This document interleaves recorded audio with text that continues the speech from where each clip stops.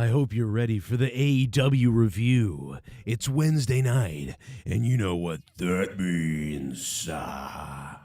Hit the like button. Ryback.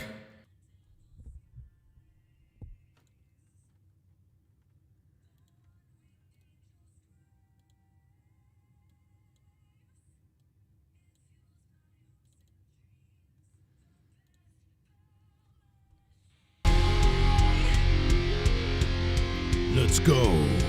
What's up, chat? It's Wednesday night. It's AEW. It's winter is coming. Not quite like last year's winter is coming, but it came, I guess.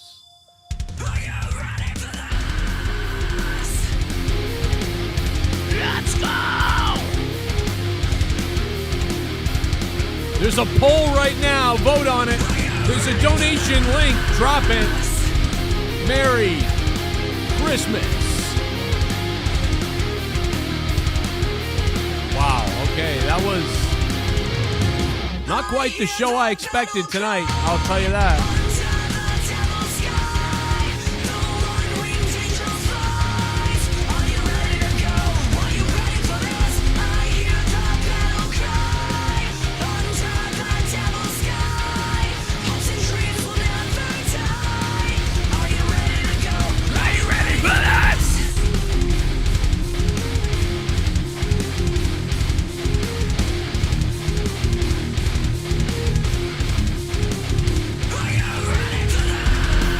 What's up, everybody?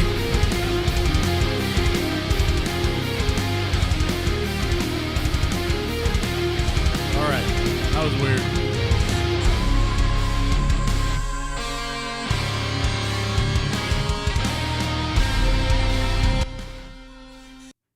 Let's go. Where's it at? Give it to me. This is Wardlow from AEW, and you're watching The Joe Cronin Show. A wrestling podcast with attitude. What up, Wardlow? Wow, look at his look, how he looks, guys. Guys and girls, everybody out there. Look at his look, how he looks. Tuck this microphone back a little bit. I gotta be honest, man. Listen, this show flew by. Let's just start with that. Let's start with the fact that, in my opinion, this show absolutely flew by.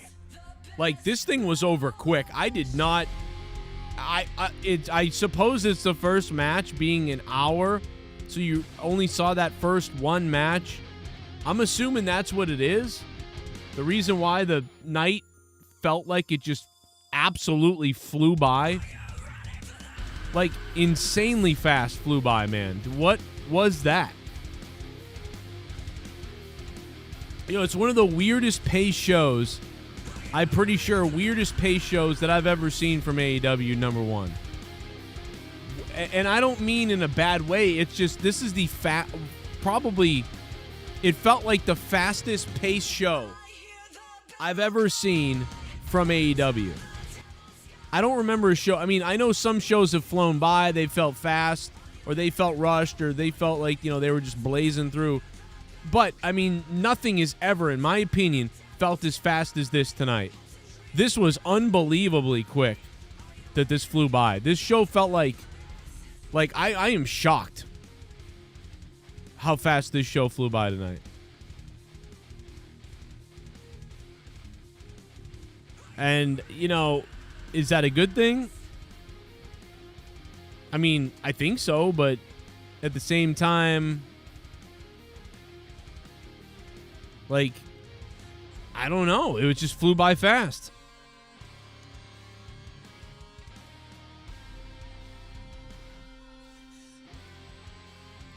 I am shocked how fast this show flew by tonight.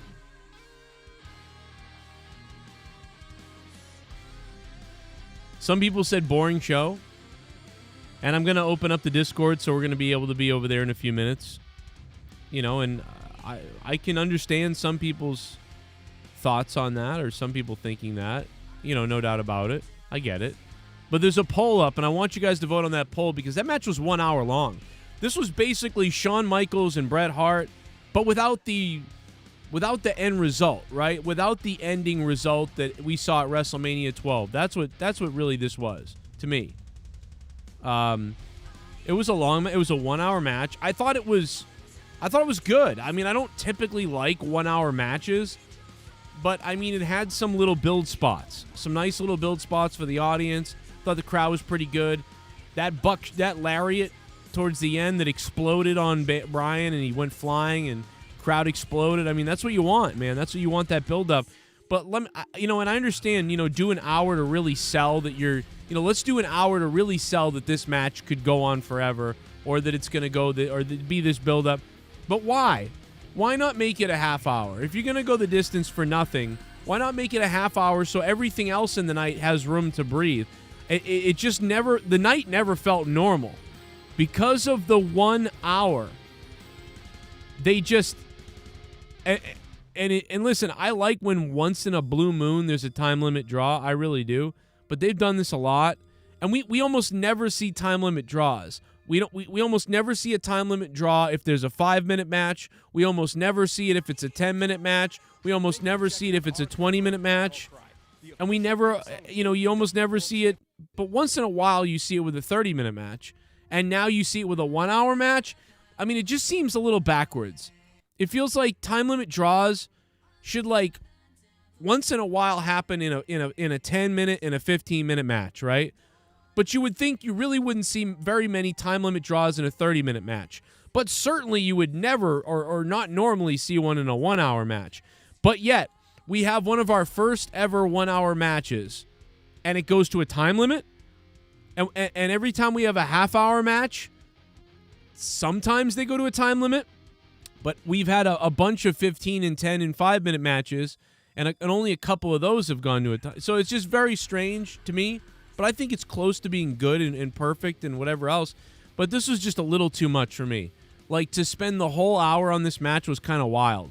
But I liked it. It entertained me. It's better than Raw. But this is not the winter is coming I expected to see tonight. I will tell you that. And which is, I don't know exactly what that means 100%. But yeah, this was not the show I thought I was going to see tonight. I thought we were going to see a debut of someone potentially. I thought we were going to hear... If we didn't get a debut of somebody, I thought we were going to have Tony Khan coming into the middle of the ring at the end and dropping a bombshell or introducing somebody or doing something. But, man, I got to be honest, this is one of those cases of the fans, or at least me, building it up to be something it wasn't, And that's partially a problem of all of the surprises that Tony Khan and that AEW has done. They've gone to such a point with surprises and mega stuff and crazy things. Last year Sting debuted, for Christ's sake. So they've gone to such lengths of this that they've set expectations for me where I'm a greedy bastard at this point, I'll be honest. By the way, I hope you guys hit that like button. And we're about to go on Discord in a couple minutes, see who's on there, see what's going on there. And I'm sure Mustafa wants to call in, and a lot of people want to call in. We'll try to get you guys on the show tonight. We'll try to talk to you guys.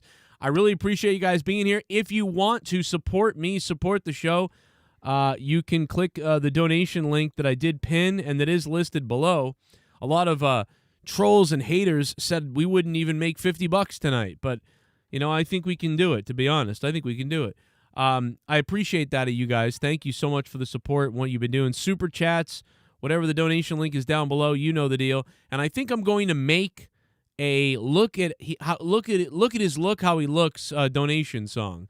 But anyway, so what do you think of the first match? What do you think of that 1-hour match? I'm going to talk a whole lot more about it. You guys, I'm sure, are going to talk about it. We're going to look at the poll right now. It's at 285 votes. Bryan Danielson versus Hangman. 47% saying it's pretty good. It's pretty good. It's pretty good. 36% of you said 10 out of 10. So that's overwhelmingly positive right there. 11% said not feeling it. 6% said it was trash. I mean, those people were probably pissed that they sat through that whole thing. I'm assuming. Here's Alex Oli. What's up, Alex? How you doing, man? Super chat party. Hell yeah, Alex. What up? Oh, yeah? What's up? This show was garbage. Ooh. The opening match. Seriously, you turned the lights off for Sting and Darby. I know. WTF was that terrible main event. 4/10. You know, you turn the lights off. First of all, people thought somebody was showing up tonight anyway, right? So you got people thinking winter is coming, someone's showing up, it's this big thing. I almost wonder if they stopped kind of promoting the show tonight a little bit because they couldn't get somebody to show up. Because the promotion for this show kind of, Alex Oli, I mean, to be honest, dude, the promotion for this show kind of cooled off for a second. Didn't you guys notice that? Like 6 weeks ago, it was like, winter is coming. And that's all you heard last year and everything. And then sort of in the last 3 weeks, it was more about the matches that were happening versus like winter is coming, something, but then they said, Tony Khan, big announcement. And, you never know what's going to happen. And then the lights go black and everything. And it's Darby and Sting, which normally is pretty cool and that'd be good. But yeah, people thought somebody was like debuting or whatever the case is. So, I just think that people's expectations are so wild and so high because of everything going on and that always goes on, apparently, with the expectations that have been set by Tony Khan and by AEW. So, but I'm not angry or anything. It's just, I'm just a little bit like, oh, okay, that was, that didn't quite go the way I thought it was going to go.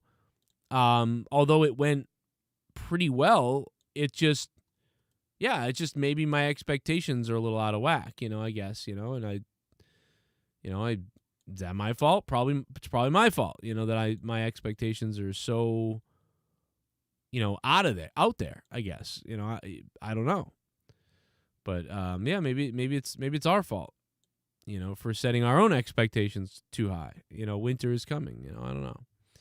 So, that's up to us. I don't know. I don't 100% know how I feel, at this point with, what went down tonight, but it was good. It just, I think if this was a regular Dynamite, so if this had been called, AEW Dynamite, MJF The Ring and Bryan Danielson versus Hangman, and this is what's going on tonight, I think people would have given this show tonight an 8 out of 10 or a 7.5 out of 10. I think there's some people that would lower their rating tonight to a 6 or a 5 or 7, all because you thought, man, winter is coming. What the hell is going to happen? Alex Oli, thank you for the $5 super chat, man. Really appreciate that. Sandman Sizzle. And in the end, the big announcement was just that Sting and Darby and CM Punk are going to be taking these guys on. And, Dax and Harwood and everybody. And it's like, well, that materialized tonight because of the breakdown that happened at the end.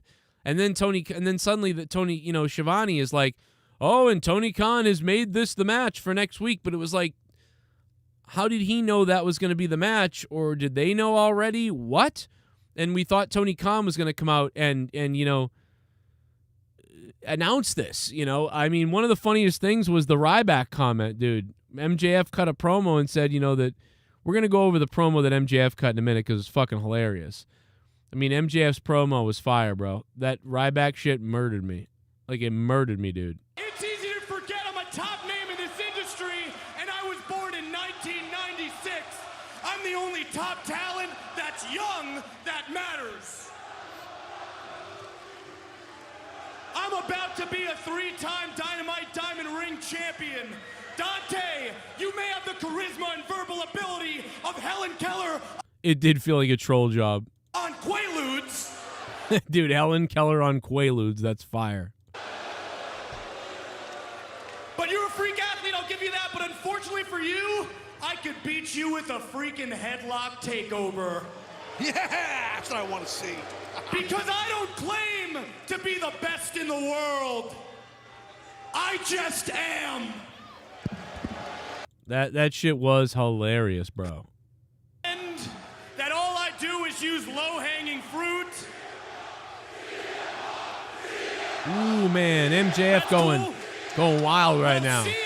Finish it. The second he got nervous last week, the best thing he could come up with was, your local sports team sucks for 10 straight minutes. He's right about that one, right? He's pretty right about that one. So highbrow, CM. I don't know how you think of this this stuff. I especially love the part when you claimed I needed to stop running and face you like a man so you can move on to try to become a world champion. That's interesting, Punk, because I didn't realize that having an undefeated streak and a string of underwhelming matches against underwhelming opponents made you championship material. I would have died if Ryback showed up at the end to kill MJF. I would have died. I thought that just made you the new Ryback. Ryback, don't you mention my fucking name, you piece of shit. I will turn you into a crispy critter that I'll eat.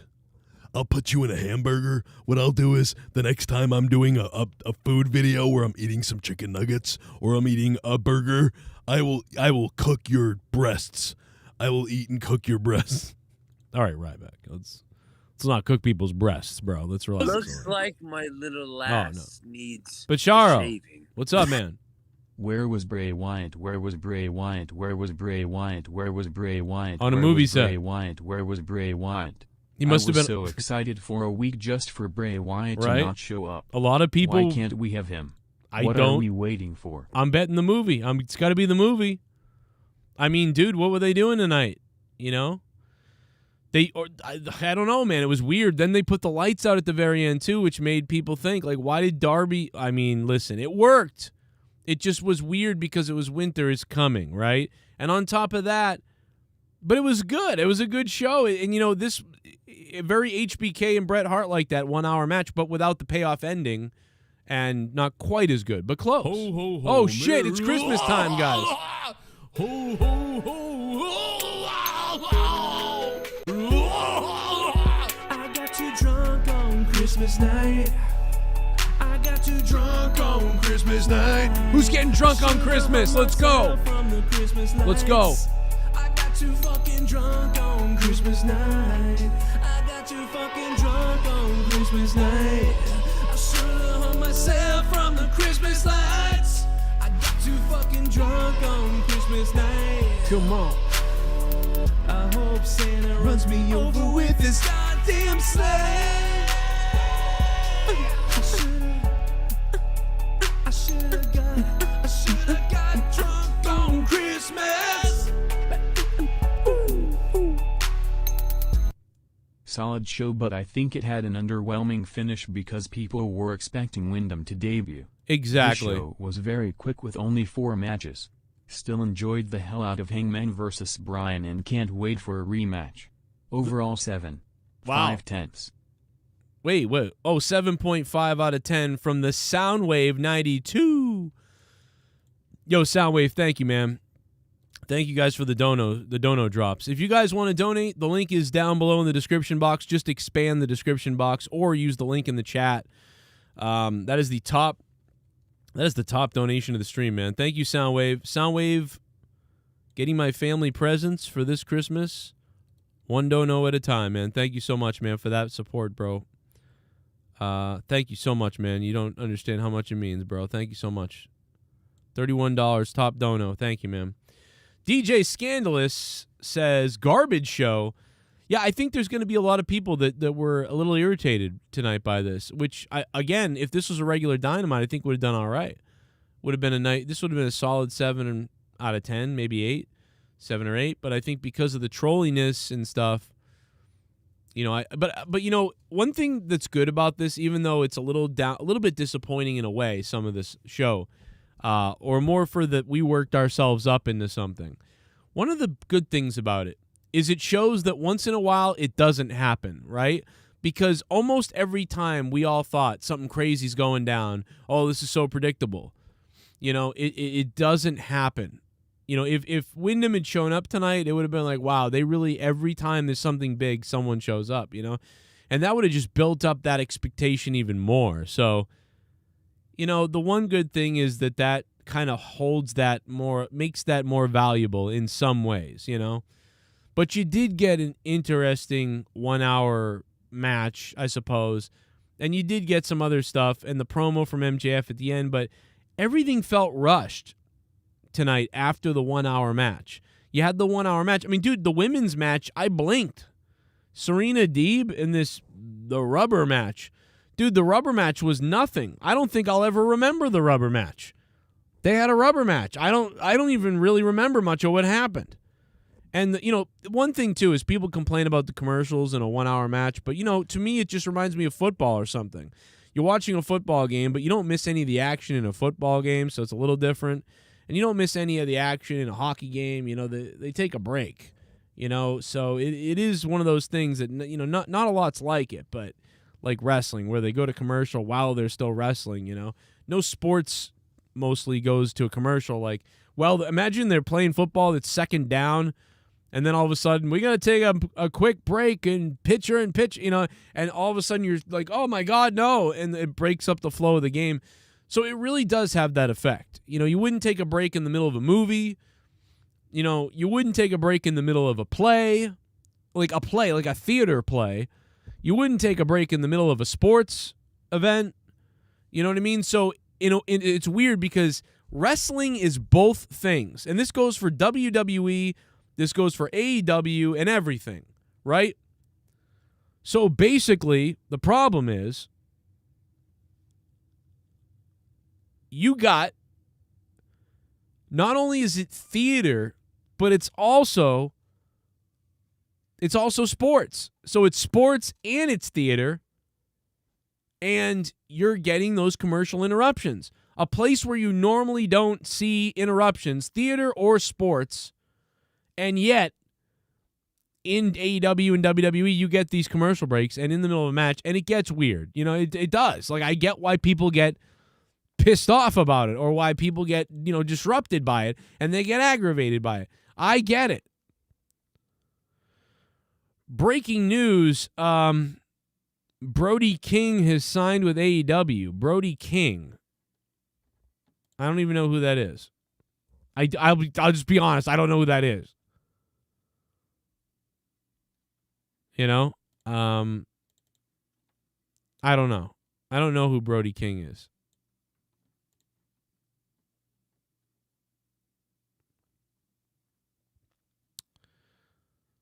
What is this? How come every time some wrestling organization hits a low, some fanboy does a rise and fall? I don't know, because people are bored. The people are lazy or bored or whatever. People are sending me hilarious clips because of the Ryback thing, which I think is pretty funny. People are always, having a good time at Ryback's expense, I guess, or whatever you want to say. I don't know who Brody King is, but everybody's like, yeah, Brody King's signed. I mean, I think he was in Ring of Honor or New Japan or something, but I barely watched anything that has to do with him, so, Title match should be commercial free, says Strange Brew. Well, for 1 hour, though, that's pretty rough. But they could have gotten a big sponsor maybe, right? And they could have said, this title match tonight, of course, is brought to you by Slim Jim. Commercial free by Slim Jim. And they could have kept bringing up Slim Jim, during the match or something like that. Or put Slim Jim in the middle of the center of the ring or whatever you got to do to eliminate, those breaks. But I don't know. So you could have done something, but, it is what it is, whatever you want to say. And, what are you going to do? The Soundwave 92, man, thank you for the $31, man. Much appreciated, bro. I'm glad you guys are all here hanging out with me, and I'm glad you guys have been around. It's been crazy, bro. I've been working double shifts at these jobs, and I'm not making it's been a rough time. I wish I actually just stayed home and made YouTube videos. I worked 3 days straight, made $0. It was awful. It's like 30 hours for nothing. So to see money come in, it comes in on YouTube. It doesn't come in when I work 30 hours. Pretty awful, man. But hey, what are you going to do when your only talent is sales? But apparently not, because I can't make one. Derek Johnson said, have much higher expectations. This was an okay show at best. At least they have Bucks and the Best Friends the night off. At least they gave the Bucks and then the Best Friends. Yeah, I think next week at Holiday Party or whatever. I mean, doesn't it feel like they're setting up Holiday Party or Holiday Bash or whatever this is next week? It just felt like they were copping out this week to get to next week. Didn't that feel that way to you guys? I mean, maybe there's a debut happening next week or there's something happening next week, and that's why they were like, oh, damn, we're not going to make it for Winter is Coming. Okay, well, here, Winter is Coming. Oh, yeah, we said we'd have it. Okay, but next week, Holiday Bash. I don't know. I'm not sure. But it makes me wonder if that's the case, right? Doesn't it make you wonder? Look at how he looks, Alex Oli chiming in again with the big one. Super chat party. What up, Alex Oli? How you doing? Oh, yeah? Yeah. If you are surprised Owens re-signed with the company, you're a fool. We're going to talk about that. WWE overtreated him like a star for years. Vince likes him. WWE wanted to keep him. You know, they like him. They like him. You know what I mean? They like Kevin Owens kind of like the way they like Seth Rollins, I think. And, you know, if they offered Kevin Owens $3 million, you know, let's pretend AEW offered Kevin Owens $500,000, right? Say AEW offered Kevin Owens $500,000 for 2 years. Say AEW offered Kevin Owens $1 million for 2 years. Well, if WWE offered him $3 million for 3 years, or $3 million for 2 years, or $5 million for 4 years, whatever it is, I'm sure. I mean, it makes sense that he took it. I understand why he did it. You know what I mean? I get it. Yo, DJ Scandalous, what's up, man? Should have made this a 3-hour show. I agree. This is one of those times where, or one of the rare times, I would have taken a 3-hour show tonight. This thing friggin' flew by. This show felt like it loses points because it felt like it was wrongly paced. We watched a 1-hour match that felt long, but it felt like it only took up 40 minutes to a half hour. But it actually took up an hour and about 5 minutes when all is said and done. So a 1 hour and 5 minutes of one match. And then everything else after that felt rushed and weird. And so this show never got off to a balance, if that makes any sense. Which, fine, you know, I might have seen this on paper and thought that should be pretty good. And it was pretty good tonight. It's just there was something wrong. And I think it's the balance. The pacing was not good. When you do a whole hour match the first hour and then you got 3 things left to do plus a couple other little plugs in there, I mean, it just felt rushed. That's what it did. Paul 3, what's up, Paul? Super chat party. Let's get weird. Oh, yeah? Terrible finishes tonight. Long live JCS. Nervous sweat. Sweat. We'll see. We'll see how long it lives, Paul. We better get some more viewers, subscribers, likers, and we might need some more donators. We got to go find some wrestling fans who want to support. Long live JCS. The Joe Cronin Show right here. Almost 10 years. Could be the final 10th year. But what's up, man? I appreciate it. Much love to you. And what's up?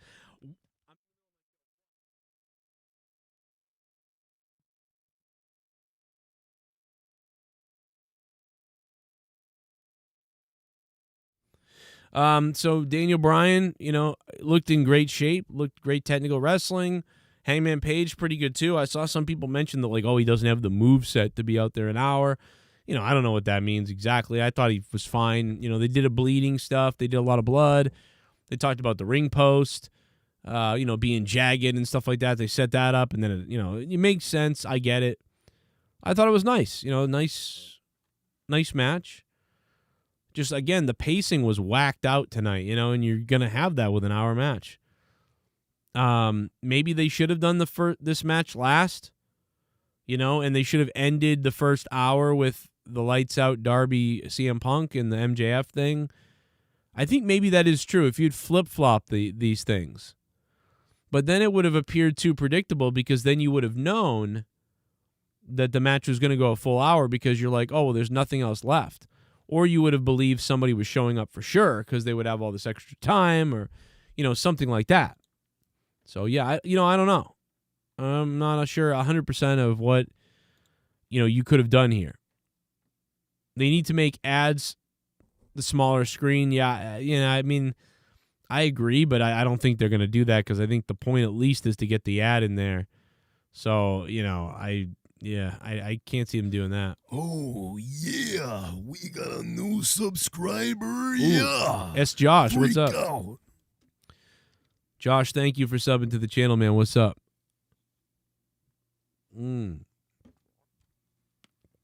Have some snap into a Slim Jim, brother. Appreciate that, bro. Hope you're doing well. Thanks for subbing to the channel, man. What's going on? Yeah, it was that Ryback line's hilarious, though. I like that. Matches against underwhelming opponents made you championship material.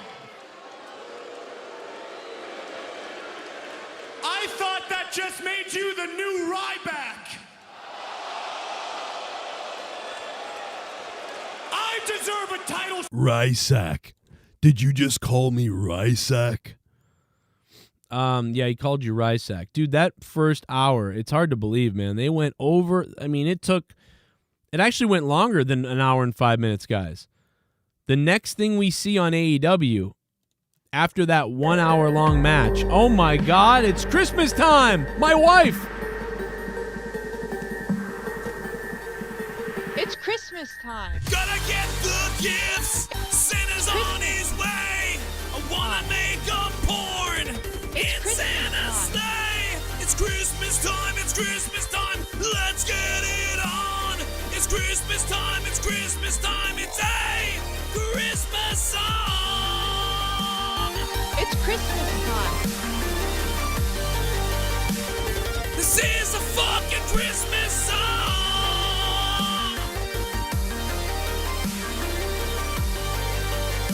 I wanna fuck Mrs. Claus.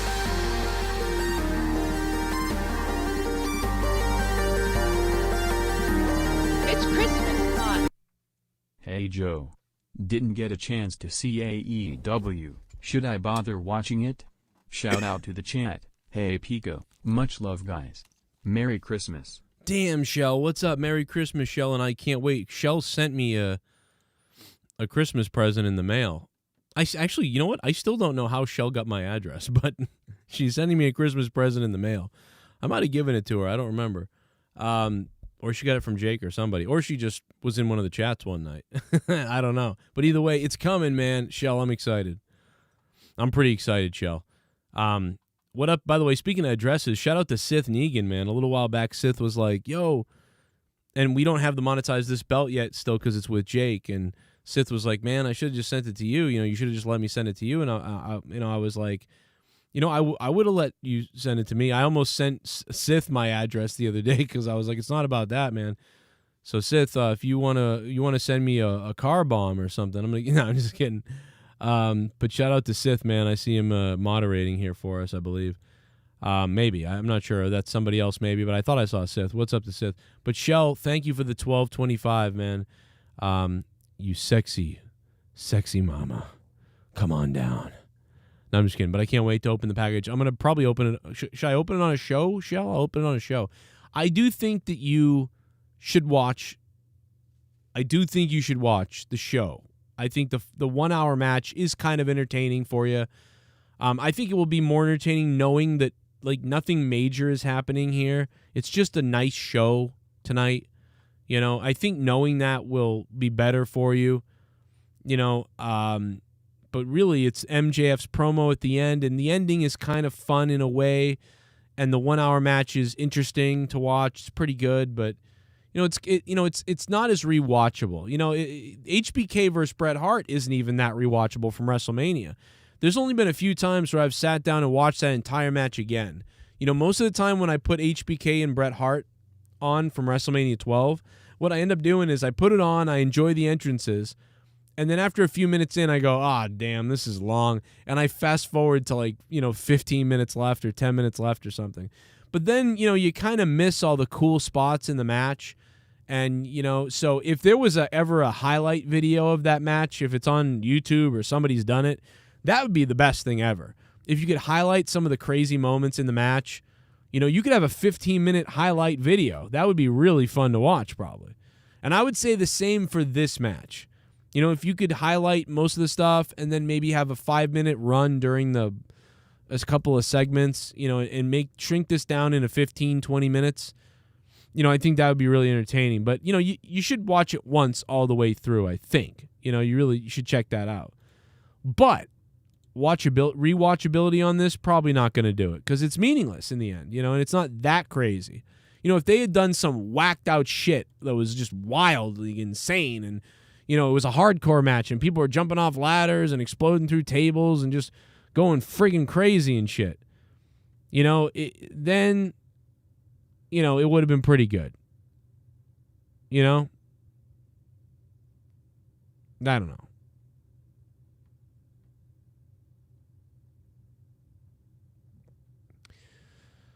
What's everybody saying here?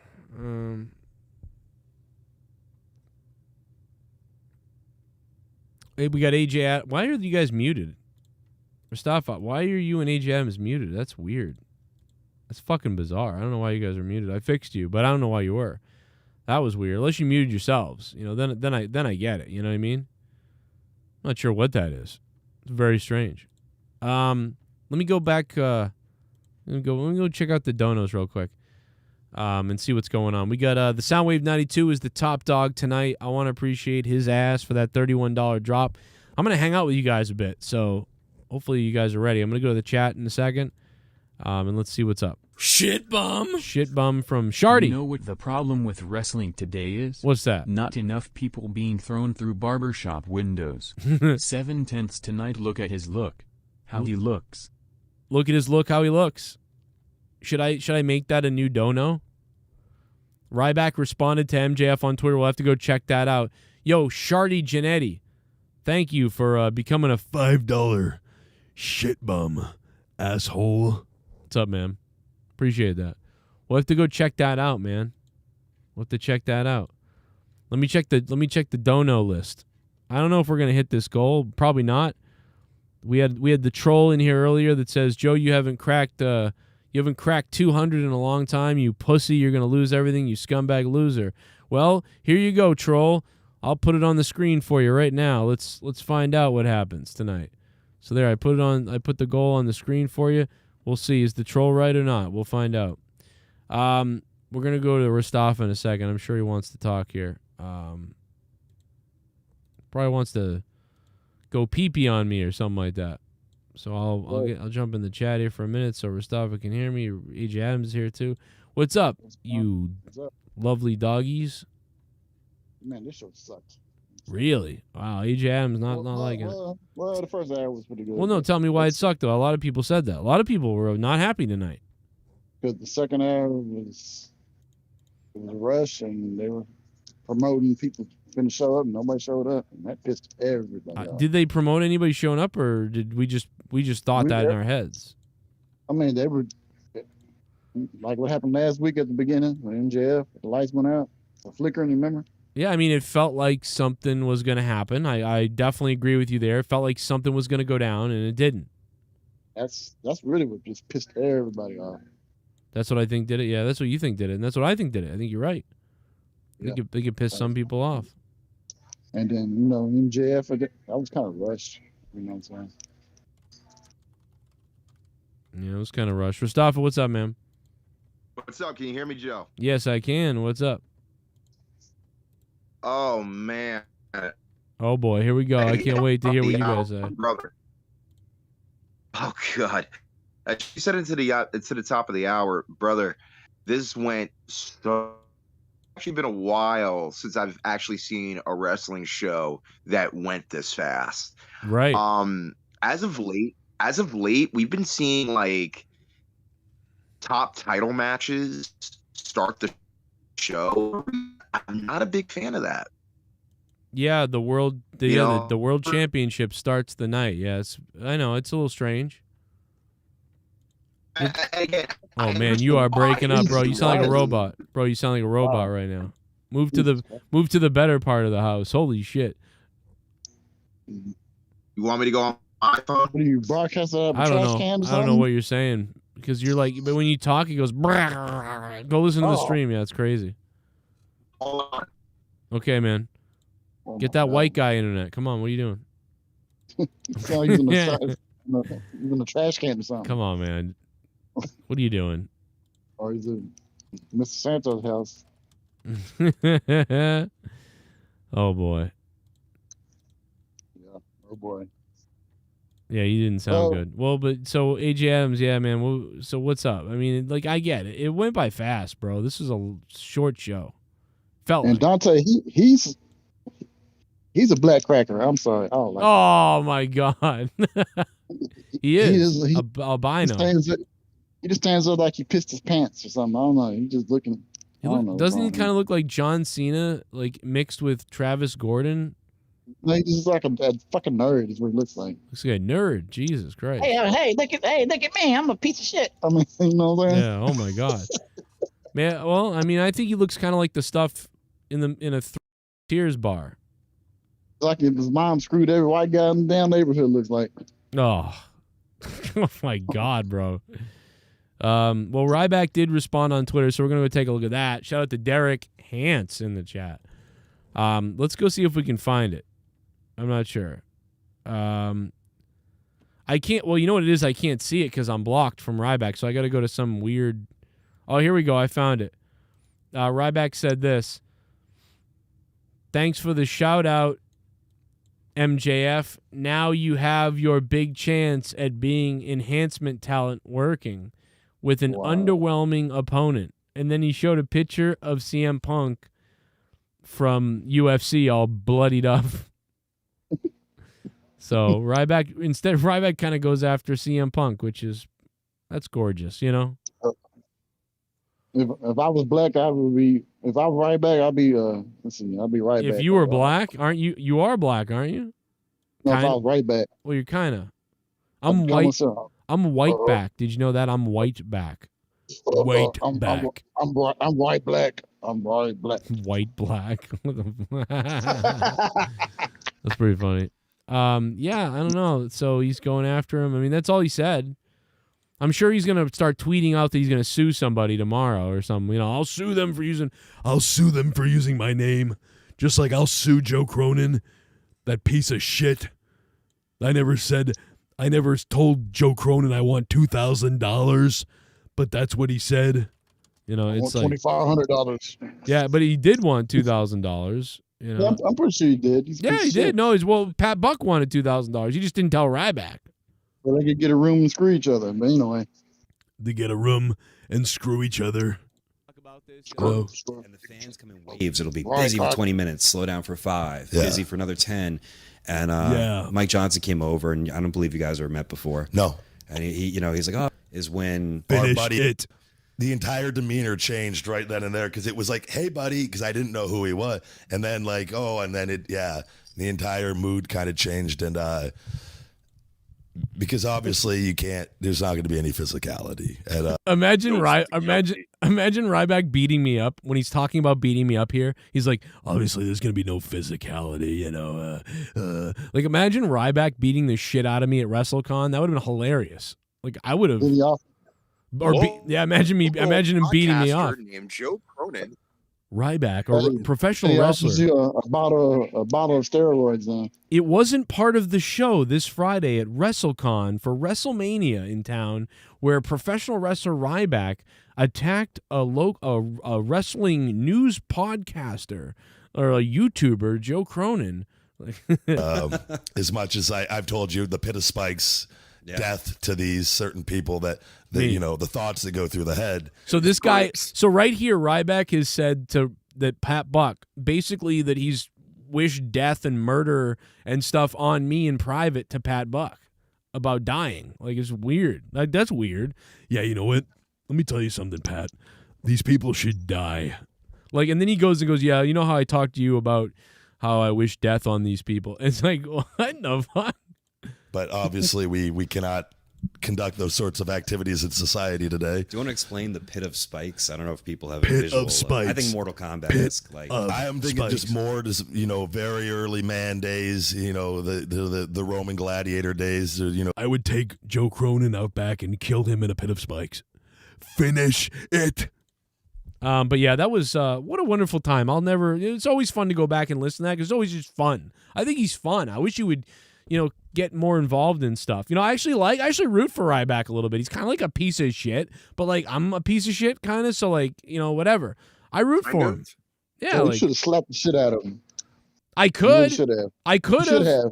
Instead, to fight them. but how them it eat. is funny that I shook his hand and then said I'm Joe Cronin, and then he went, oh, like, and it was And like then- I tricked Hey, him. and you should have said, "Hey, you can eat my friend JD right here." Yeah, dude. Imagine. Hey, listen, Ryback. Why don't you eat JD over here? Want to eat my friend's ass? Want to eat my friend's ass? Eat his ass. How about that? Eat his ass. Eat his ass. So, anyways, you guys can hear me? Yo, what's Yeah. up, Rostov? Yeah, we can hear you. What's going on, man? That was because I was on my Android. Now I'm on my iPhone. Wow. I'm on what an kind of Android. Android do you have? Who are you? Yeah, that sucks. What kind of Android do you have? Like a piece of shit one? Like what's going on? It's bottom of the line one, yeah. Oh, you're fucking still doing it. It's not the Apple or Android. It's your shitty connection. Anyway, go ahead. One from the Obama phone. What's up? Wow. Okay. I'm just kidding. Go ahead. Any rate, so well, it is a big black iPhone, but at any rate, I'm looking at the top of the hour. I'm watching I'm watching the whole match, and with all due respect, I think it was an excellent match between Hangman and Danielson. Yeah, it was good. But I still prefer Omega and Danielson over this match. And that match was only 30 minutes. No, I would And- too and- because this is just too. This is too much. You really couldn't go back and watch this whole thing again. You can go back and watch that one though. Like, for example, like the best 60-minute match that I've ever seen, at least in my generation, because I can watch previous matches with like Flair and Steamboat, but like my favorite 60-minute match was him and Okada Part 2. And I would think that was at Dominion in like 2017. And that was a great emotional 60-minute match. But this one right here on live TV, the first hour, which, yes, it did go quick. But the thing was, though, it's like you couldn't beat Danielson and you couldn't beat Hangman. So, of course, they're going to go 60 minutes. Then most likely for the new year, I think it's the Newark show, they're probably going to have the rematch there. And then the rubber match will probably be the February pay-per-view. Oh wow, yeah, okay, I could see that. That's how I see it. Yeah, I could see that, but it's just like, now, how do you feel about this sort of like the way that everybody was built up, feeling as if something was gonna go down tonight, like something bigger than this? Well, I mean, I'll say this: like by the time they got to the 45-minute mark, I'm thinking, wow, they're gonna take it to the hour, or they'll pull like a Flair Steamboat NWA title run like at the 55-minute mark where Hangman just beats Danielson. But at the same time, though, I'm thinking by the time we got to like 8:55, I'm thinking, nope, they're going the time limit, and everybody's going to be chanting 5 more minutes, which is what they did. Right. And then by the time we got to the second hour, like the only other match other than the women's match, which I thought was really good, the only other match that we were looking forward to was MJF and Dante Martin. That was it. Right, and then when the fans, I thought it was funny when they went off the air, they went to commercial, as the fans are chanting 5 more minutes, I was like, well, they're not going to get it. Right. Well, they do that in every match. Every time when it hits a time limit draw, or if there's a tie in, like, let's say maybe a 2 out of 3 falls match, they're going to go 5 more minutes. That's just logic of, fan psychology. So Right. But yeah, a little disappointing, and again, I think it's the fact that nothing really happened outside of what we expected for the most part, and then on top of that, they did Lights Out, but then it was just it's CM Punk. Now that it worked, the crowd loved it, but the Wyndham thing, yeah. I mean, Yeah. I wasn't really expecting much out of tonight. All due respect, because Wow, last year's Winter is Coming was, I think, a better build because there was rumors going around that a superstar from another place was coming in. It ended up being Sting, which I thought was cool. well, the rumors were a lot of people were believing the Wyndham be showing up rumors for this though. It wasn't quite the same, but it was close. But the thing was, though, there was no hint. And also, even then, by the time we were like hitting last week, going right before the week before this, I mean, people were still saying Wyndham, but there was no sign because he was doing a movie anyway. Right. So he's already contracted to do that. They did have that out that a lot of us were saying, like, oh, he's got a movie allegedly, so maybe not. But, a lot of people, Wyndham is coming, Winter is coming, we're doing that. I think the fans hyped it themselves, which is, they normally do.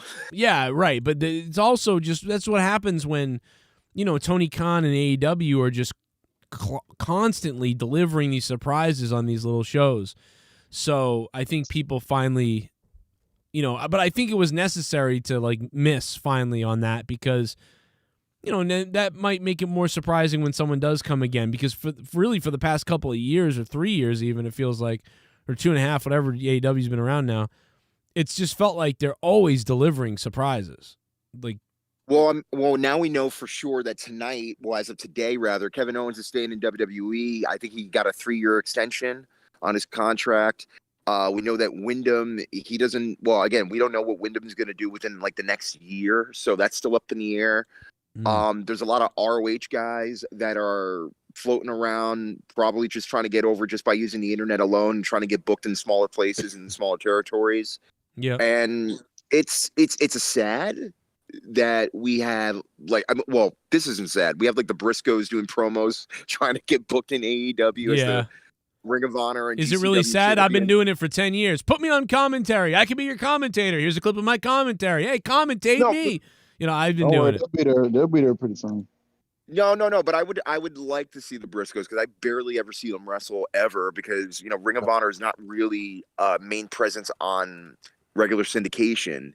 MLW is, because they're on Vice TV and I get to watch that. Right. But a lot of Ring of Honor stuff is really not, on like a local market, at least from a national standpoint. So I'd like to see like newer talent come in, but at the same time though, I want to also see newer talent that hasn't even been seen yet. That's what I'm looking forward to, especially in the Nightmare Factory. See what they can produce within the next year. I'd like to probably going to produce another Baby and Brandy is what Cody's going to do in the Nightmare Factory. That's a hashtag. That's a T-shirt. I mean, yeah, like with Wyndham, I'm thinking probably January 8th, probably. Make it January 6th, and they can have it'll be called Capital Riot. AEW Capital Riot, January 6th. When's January 6th? Wouldn't that be funny? That's a great idea. That's a Thursday night, though. It doesn't quite work. Right. And also remember that first Wednesday of the new year, they're going to TBS. That's true, yeah. So it's going to be a whole deal. Because Capital Carnage was probably owned by WWE now, maybe, or whatever. So Capital Riot. I think that's hilarious. Honest to God, dude, like when Cody was like bringing back like War Games, I always respect. I love the match and some of the other concepts. Like I think they were trying to bring in like a lot of the old WCW trademark, pay-per-view names and all that other stuff. Honest to God, I'm thinking like, guys, you have an opportunity to create something new. You don't have to go back to, another concept just because your dad made it. You know what I mean? Yeah, that's true. That's just my personal opinion. But again, though, who am I? They own the company. Yeah, Jake is still rough. I haven't even been able to speak to him really. So he's been pretty rough, man. I don't know. I don't know. Is he at least mobile? Is he talking? Is he not bedridden? Like, what's up? I don't think he's bedridden, but I mean, he's had like some, what would you call it? Like he's had some vein operations, and he's just been kind of distant. So, that tells me that he's probably in pain. He's told me that the reason why he hasn't said much is because all he can say is just terrible things. Like he feels horrible. Like, and so it's not good. And that's all I can say, man. I don't know. I'm sure he's trying to do holiday stuff too right now. I'm sure I've been busy myself. It's crazy, bro. This is I mean, I've never seen Jake like this in this bad a shape. And honestly, I myself, I haven't been in my situation that I'm in right now. I haven't been in. It's almost like I was beamed back to the year 2007 or 12 or 13, years that were really awful for me. And it was like almost within a month or two, I've been beamed back into that time. And so, yeah, it's been really rough. I haven't even been able to keep track of him. Even if he was talking, I barely would be able to speak. But he's just so busy with hospital. I'm sure once the holidays are over, things will get a little bit easier and he may return potentially. And hopefully he's doing all right, but I haven't heard from him in a couple days. So I'm sure he had his surgeries, and I'm sure he'll be coming back at some point maybe, or we'll be hearing from him soon, because we got to monetize this championship. He has the new belt. I can't wait to grab that and unveil it and show it to everybody. So hopefully we figure that out. I don't know, and we really need it. So, but everything is just falling apart. What's his status with it? Because I know every Christmas he does like a charity drive of some kind. Yeah, What's he's the not. Status with that? He's not doing that. No. What about you? He needs a charity drive. Why don't you do that? Make a charity drive for him. I need a charity drive. We all need a charity drive. I'm about 2 seconds away from being out of this house. And Jake is man. yeah, it's bad. It's not good. I'm not kidding. I just don't talk about it. And Jake is about 2 minutes away from not being on this life. So it's, yeah, bro, there ain't no stream this year, really. I mean, you know, but I'll tell you, man, you got to give it to Jake, bro. A couple of years ago, this guy, I mean, we raised $300 for Jake the other night, though. That was cool. A couple of days ago, we got about $300 to Jake. That was awesome. Everybody was awesome that did that, you know. But yeah, it's real bad, bro. I won't even go into it on the air because I don't want to come off weird. Right. But I'll just tell you that it's why I haven't been doing videos, why I haven't been around. Like, I mean, dude, I've been doing everything possible, and it's been bad. It's rough. It's not good. It's not good for him or me. And that's all I can say is just, I don't know, bro. I'm still, it's like I'm riding on the train. I'm riding the car or whatever you want to call it. I'm on the racetrack, but the tires are on fire and we're, you know what I mean? We're still, it's like there's no pit stops left, but we're still in the race, but the car's on fire and we're out of fuel and there, you know what I mean? There's 50 laps to go or something. Yeah, it's fucking crazy, bro. I won't even really mention much, but hey, I don't know. I'm just trying to pretend it's not real and keep going here, you know? But right, I tried reaching out to Jake privately, and even so, yeah, he's been quiet. And again, I want to keep him like keep him to what he's doing, just because it's the holidays, and also he's going through a tough time. Yeah, man. So yeah, he said he was very thankful of all you guys for all the support. He tweeted out about it, I think, a little while back. He got the money, and he had, it was very thankful about it. So, and he's just sick, man. He's surgeries every day. He's got family members who need theirs. So it's like the whole family is trucking to their appointments and then trying to deal with the holidays. So yeah, man, I'm sure, I think it soon we'll be back, or me and Jake will connect and be able to do a podcast and talk to all you guys and stuff like that. Me and Leah recorded something that's coming up to Patreon a little bit, so look for that. And yeah, maybe we'll be back. We'll see what's up. But what would you give tonight a scale of 1 to 10? You know what? As far as the in-ring work and the effort, I'll give it a 7.5. I'll give it a 7.5, and mainly just because I knew everybody worked their ass off, and plus, did it live up to the hype? Not entirely, but close enough. Right. Yeah. I think you're right, and I think if this hype, and I don't think all your hype was there, luckily, but I think that hurts it for a lot of people. I think if some people thought this was a 7 normally, they probably gave it a 6 tonight, because this was, people had these expectations potentially, right, of tonight. Right. And so now it's almost like you got to go back and watch it again or think about it again without that disappointment, because you're left with a slight disappointment. But if you just look at what they did tonight and pretended it wasn't Winter is Coming, and you just pretended this was a regular Dynamite show, you probably would have given this a better grade. You would have given this a 7 or an 8, but people that are giving it a 5, 6, or 7, probably would have given it a point higher at least. This is a solid opening match, 1 hour match. I'll never watch that match again because it's too long, but interesting. But it did make the rest of the night rushed. Like, dude, I don't think this has got to be. And I would say that, sometimes a show is not paced well and it's bad, right? But this show tonight was pretty decent. I thought tonight was a good show, but was awfully paced. So it's like, it's weird that this was a good show, but the pacing felt horrific. Yeah, the only thing I didn't like about it for me, for when we were watching that, that hour bout, was the fact that there was like 4 commercial breaks. At least 3 or 4 commercial breaks. And yeah, you're right about the picture-in-picture thing. Again, it's like, if you're going to take it away, it's like you might as well just go to the commercial and not see what's going on. Because the thing is that, yes, you're trying to pay attention to the match, but you're not hearing the commentating. And it's kind of a bit of a distraction. In football, they don't start a play until they go back on the air. So yeah, that was just the only thing that really bugged. But other than that, the only highlight for me, like I said, was a women's match, which I liked because, I'm a big fan of Sheila.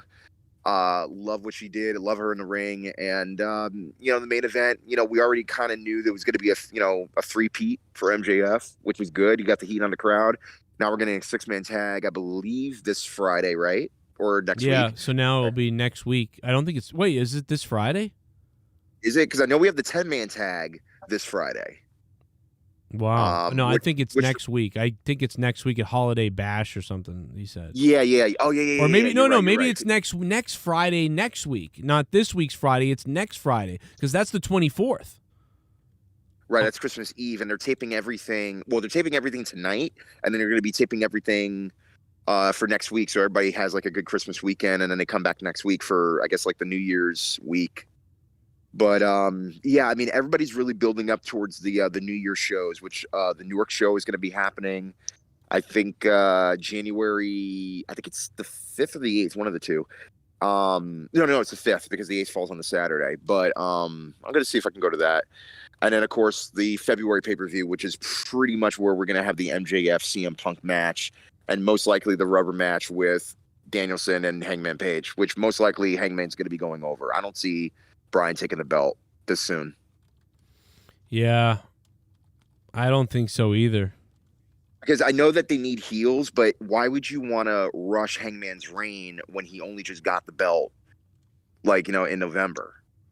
That just decredits the belt automatically, since that we've already had these almost close to yearly reigns with the past 3 champions that we've had so far. Yeah, I agree. Like I don't know. I don't know. Because why would you put the belt on Hangman if it was? I don't know why they did. I didn't want them to. I thought it was like, I mean, I don't know. I just thought it was. I mean, I don't soon. mind. Yeah. But it's just, I don't know. It's just like, I don't mind him being champion, but it's like, yeah, he's champion. Yeah. What can I say? I don't think that. Yeah, I just don't. I don't know why. It just feel. I felt like I feel like the TNT belt, isn't quite a mid-card belt anymore. It's almost like this thing on TV, which is good. But man, they really need a belt that gets defended more. I thought the TNT belt would be defended more, is what I'm trying to say. Like that. Why isn't that belt being defended more? I feel like we're seeing the world title defended more on TV. Well, no. Well, the TNT belt and the women's belt are being defended more so on Rampage. Yeah. Than they are really on Dynamite. And right. Rampage, remember, is only an hour show. Right. And I've been missing it, to be honest, a lot. So maybe that's why I haven't seen it. I haven't noticed it. I just feel like Hangman Page should have had a run with a mid-card belt for a little while. Like he should have had his run with a mid-card belt for a year or for 6 months or whatever you want to call it, or chased a mid-card belt and had a mid-card heel, that sort of thing. And then he could get into the world title and keep the world title involved with Bryan Danielson, Kenny Omega, Chris Jericho, guys like that who are just so big. And that way, when Hangman got there, it felt like he graduated up. And I know that, he's already been delayed for a while and people thought he was going to get a world title match earlier. So whatever. I don't know. I mean, he does pretty well with the belt and he's pretty good. It just feels a little bit like Bryan Danielson versus Page. This felt like an Intercontinental Championship match, or it feels like Intercontinental stuff. Or mid-card belt stuff. Like, I don't know why. I don't feel it's the world title on the line. But I'm sure there's people going like, what are you talking about? They wrestled like maniacs for an hour. It felt wicked important. In fact, it felt more important than usual. And I kind of agree with them on that. But I don't know why. And I don't know. And maybe it's because these guys aren't these mega stars that we're used to. But I don't know. I'm not sure. I don't know what to tell you. I just feel that way. And I can't explain why. But, SITH NEGAN says, I disagree. Bryan Danielson versus Punk is going to be for the AEW World title at either Double or Nothing or All Out. 2022, Hangman Adam Page is a transitional champion. I agree about that. I do think that, if anything, if the gods of wrestling are accurate, I believe, like Sith said, you got to believe that Hangman Page is going to be the shortest reigning champion that they've had. You would think. I would think. Because, it's a short-term love fest for the fans, but now get the belt back to, back into into the big boys, for whatever that means. I don't know. I just don't feel And I would love if Daniel Bryan had it or Bryan Danielson had it. But I miss. I don't know if he's ever going to be as awesome as he was with that hemp belt, man. That hemp belt shit was fire. That was hilarious stuff. What do you guys think in the chat? Let us know. What's up to everybody in the chat? Soundwave, what's up, man? Thank you for that top donation. Mustafa, thank you, man. Looks like Mustafa took off. Thank you to AJ Adams, too, man. Thank you, brother. Keep it wet. Keep it black, brother. I'm going to get off the Discord because it's eating up my bandwidth and everybody's off it anyway. Let me go to the donos real quick and see what people are saying. And then I want to know from you guys if I should stream on the whatever AEW. 512 votes incoming. Take a look at the votes right now. Bryan Danielson versus Hangman Adam Page. What was their match like for you? It was trash, says 8%. Not feeling it from 11%. That's not too bad, man. That's 19% negative. 19% negative. Which means, of course, that it's about, 81% positive. 43% of you thought it's pretty good. It's pretty good. 38% of you thought it was a 10 out of 10. And maybe I shouldn't have made it that good, but I mean, I don't think it was a 10 out of 10, but I think it was good. I thought it was really good. Pretty good. No, I thought it was pretty good. Pretty good match. That's how I feel. So I want to thank you guys for voting on that poll. We're going to screenshot that. I'll remind you guys of that later. Everybody get their votes in. I also want to know if I should stream a little bit on Twitch tonight. Should I play a little Diablo on Twitch tonight? Let me know. TLWG Keith, an OG here. MSK and Riddle should try and bring back the hemp belt. Yeah, bring it back together. That makes sense.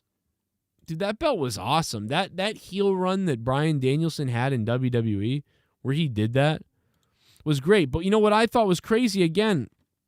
I mean, guys, I just can't believe this. Look at the timer. Dude, that's the timer. Look at the timer. AEW. We didn't see anything but Bryan Danielson and Hangman Page until 1 hour and 9 minutes into the show. We're talking about 1 minute and 9 minutes in. So for an hour and 10 minutes almost, we got nothing but Bryan Danielson, Hangman Page commercials. And then with only 50 minutes left to go, we finally see something different, and it's the announce team. Let's hear this from the Young Bucks, Adam Cole and Bobby Fish. And then we go to a promo with the Young Bucks. No, best friends. Now, when are you guys going to learn? So this is part of why the show felt so rushed and so unbalanced. For a good show tonight like it was, I think tonight was a good show, but why it felt so unbalanced and crazy is because of that. And dude, an hour and 10 minutes of the same match and then commercials, and then Wardlow comes out to an entrance, an intro. There's no more speaking, right? There was just that quick promo, which is fine. And now Wardlow's match starts at an hour and 12 minutes. And Wardlow's match ends in 2 minutes. A squash match, and then a promo, and then a woman's promo, and then a commercial break. So at this point, it feels like damn near nothing has happened. Then we get a Malachi Black promo. And then an hour and 20 minutes into the show, finally, I guess, now it's the women's match that was advertised. Serena Deeb makes her way out. Then the match starts at an hour and 21 minutes. And then in the middle of the match, at an hour and 21 minutes in, an hour and 21 minutes, the match starts. And 3 minutes into the match, guys, 3 minutes into the women's match, a commercial happens. A fucking commercial break happens. And then the women's match comes back. So now we're into the 4th minute of the women's match. And we get 2, 3, 4 more minutes. So the women's match is 8 minutes, 9 minutes, 10 minutes, 11 minutes in, and it's over. At 11 minutes in, the women's match is over. They're 3 minutes in, a commercial break happens. 5, 6, 7, 8, 9, 10, 11. We get 3 minutes of a women's match, We get a 3-minute commercial break, and then we get 4 minutes of the rest of the match, and then it's over. It feels completely discombobulated. It doesn't feel like a rubber match. It doesn't feel like a rubber match. If it was going to be the rubber match, the big rubber match, it should have been 15 minutes. A 3-minute commercial break and a 15-minute match. That would have been better, but instead, it's an 11-minute match that has a 3.5-minute commercial break in the middle of it, and that starts 3 minutes into the match. So that match never gets off the ground the right way, and it really wasn't that great anyway. But it never gets off the thing the right way. And then guess what? When it's over, the Varsity Blondes cut a quick promo that was weird, and which is all right, I guess. And then a commercial again happens. So now a commercial happens again, and now MJF comes out after a quick Kingston promo. So now MJF comes out. Now he cuts a promo that's great. We enjoy the promo, and we love it. And then, his opponent comes out. And then they start the match. And then we get a commercial again. And then we come back from commercial break, and they get pretty good time. And then everything from there on in is paced fine. The lights go out, CM Punk, it's not somebody else you think it is, and whatever. But man, up until that point, the show had been paced bizarrely. The show is filled with commercials. You can't help but notice it's paced weirdly. And I would say that the last 10 minutes of the show were paced really good. I would say that, guys. I would say the last 10 minutes of the show were paced wonderfully. But the rest of the show, the entire rest of the show, the pacing was just fucking weird. It was just weird pacing tonight. Like 100%, I believe. I mean, I could be wrong. I'm a moron. But I just thought a big thing that hurt it tonight wasn't necessarily the decision-making of anything that they booked, and it wasn't necessarily that they didn't have Wyndham show up or somebody like that show up, but just the show flew by in an odd pace. It never allowed you to get sucked into watching other than a couple of parts in the 1-hour match and maybe the very end, the last 10 minutes, or the promo with MJF. I was sucked in during the promo with MJF, the last 10 minutes, and a couple of times during the 1-hour match. But everything else, it felt like it was out of control and I couldn't focus on it because it was so ADD, ADHD, whatever you want to call it. I mean, I know I have that, but it was weird. Here comes a donation live. Super chat party. Yo, what's up? Oh, yeah? Fist like everyone, Kendall Wyndham didn't show up. Yeah, I think that's part of what people were thinking. I think that's part of what people were thinking. And everybody on Patreon's going to get a treat with me and my wife's podcast. So that'll be fun. We asked questions of you guys. We're going to answer all of them for you. And that podcast should be up soon. So probably tomorrow, the next day, up for you guys. Till Death Do Us podcast. Me and Leah on Patreon. Hope you guys enjoy it. And it makes you weird down below. Oh, shit. It's a reality shift.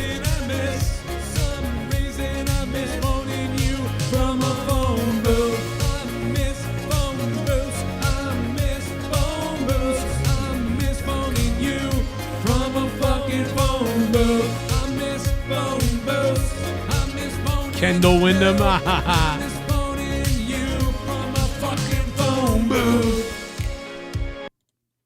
Yo.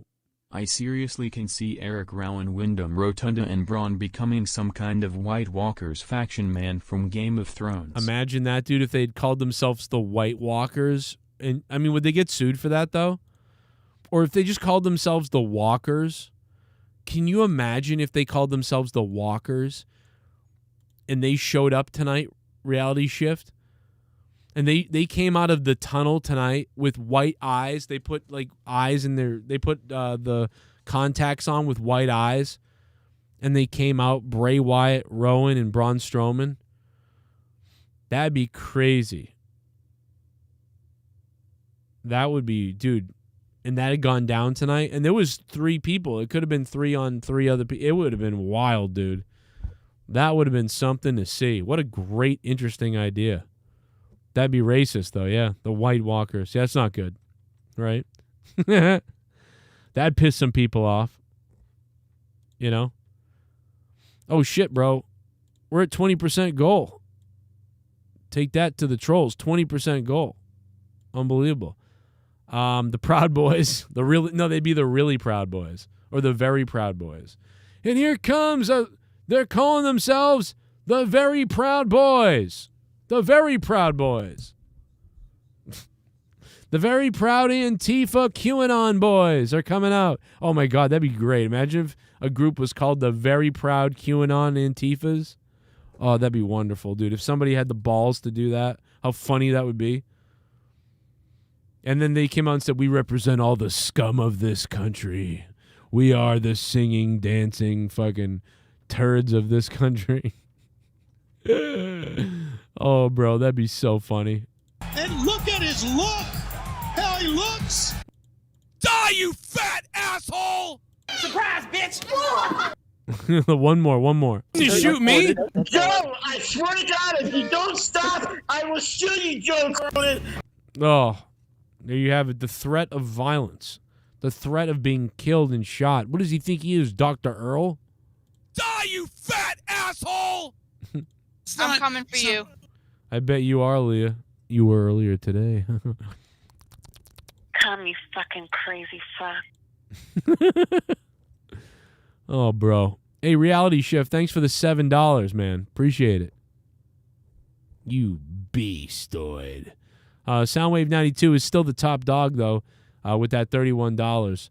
The Proudest Boys. Yeah, they'd be them. The Westboro Baptist Church. Oh, God. No, the Westboro Baptist Church, though, they're all lawyers. They would sue. They would probably somehow figure out how to sue and win. So they could definitely not do that. They could probably go with, like, the Westboro, like butt plug church or like the Western Baptist Church or something like that where it's a play on it. They could probably do that. But I think the Westboro Baptist Church, man, they're too weird and smart. Like they would sue the shit out of AEW somehow. Even though they pick at people's funerals and get away with that, whatever. Looks like my little lass needs a shaving. Buenos tardes. Buenas tardes. Oh. You know what's better than Colonel Santos versus AJ Adams? Don't all of you love it when I roast that monkey spooky goofy Wait a minute, it's Buenos Noches. When will you learn it's AJ nighttime. when? Filipino number 1. Oh. Come to Manila City, AJ, I'll make you drink. Oh, my God. I'll make you drink pig diarrhea is what he said. What the frig? And look at his look. How he looks. Jesus. Well, that's messed up. We have to, Colonel Santos, we are going to be creating a new donation song called Look at His Look, How He Looks.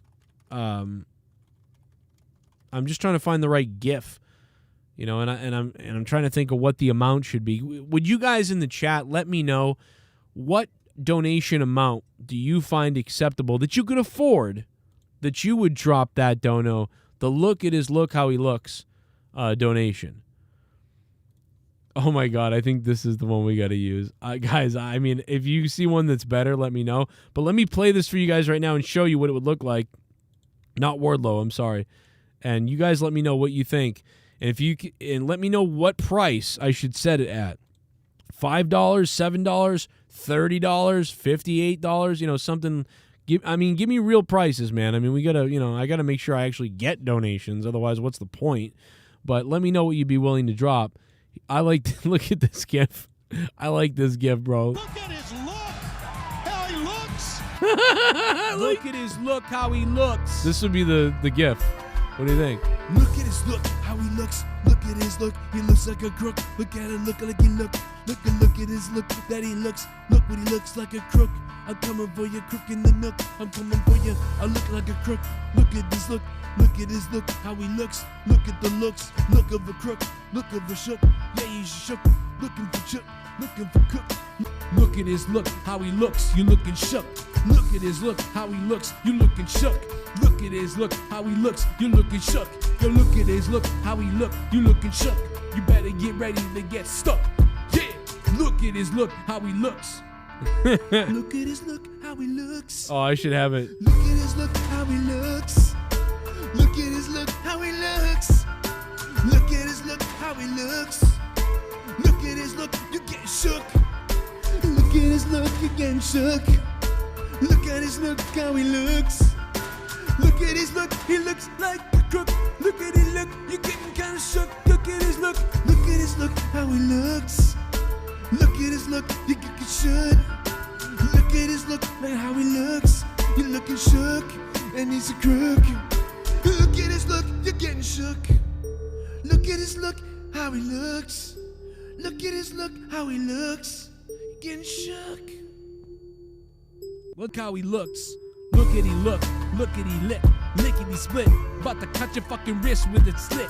Yeah, I got a razor blade. I'm gonna make you my slave. I'm gonna make you make me fucking sugar lemonade. I'm coming for your mom. I'm coming for your dad. I'm coming for your brother with a fucking goddamn pad. I can't believe I bought a bazooka to shoot you. Look at his look, how he looks. Look at his look, he looks like a crook. Look at him, look like he look. Look at his look that he looks. Look what he looks like a crook. I'm coming for you, crook in the nook. I'm coming for you, I look like a crook. Look at this look. I don't know, man. Yeah, I mean, the length of the song would be dependent upon the amount of the dono. So a $6 donation, it would be a lot shorter, right? It'd probably be something like this, like how he looks. Like his look, you get shook. Look at his look, you getting shook. Like this. You're looking shook, and he's a crook. Look at his look, you getting. Probably about, I don't know, right here maybe? Yeah, I got a razor blade. Look at his look, he looks like a crook. Look at him, look like he look. Look at his look that he looks. Look what he looks like a crook. I'm coming for you, crook in the nook. I'm coming for you, I look like a shook. Yeah, he's shook. Looking for shook, looking for cook. I don't know where to stop it. I'd have to work on editing the right part so it hits the right thing or whatever. But right now, $6 is winning. So that is and I'm talking about like what is the most amount you would pay for that dono if I added it. You know what I mean? And only vote if you would donate at all. If you don't care about any of that and you're like, I wouldn't donate to you worth of shit, Joe, fuck off. Well, then don't even vote. You know what I mean? If you can. But if you really like think I would really drop something to see that. Because I'll know. You know what I mean? If I don't see any, I'll be like, oh, everybody just fucking lied to me. But if you think you would do it, you know, make sure you vote. If you don't think you do it at all, don't vote at all. You know, then I'll know. Okay, well, fuck that, you know. But if that's, and then, you know, right now $6 is winning. That's good. Good way to graze that, or to gauge that. Graze that. What the fuck? What are you guys, a bunch of cows? So Mark Middleton, we saw that response about the signing of the guy from Ring of Honor that barely anybody knows about. So good for them. Whatever. Like, who cares? I don't know.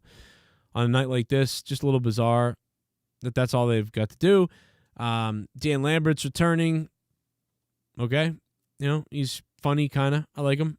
I like seeing a promo once in a while from Dan Lambert. You know, I know there's some people that absolutely despise him.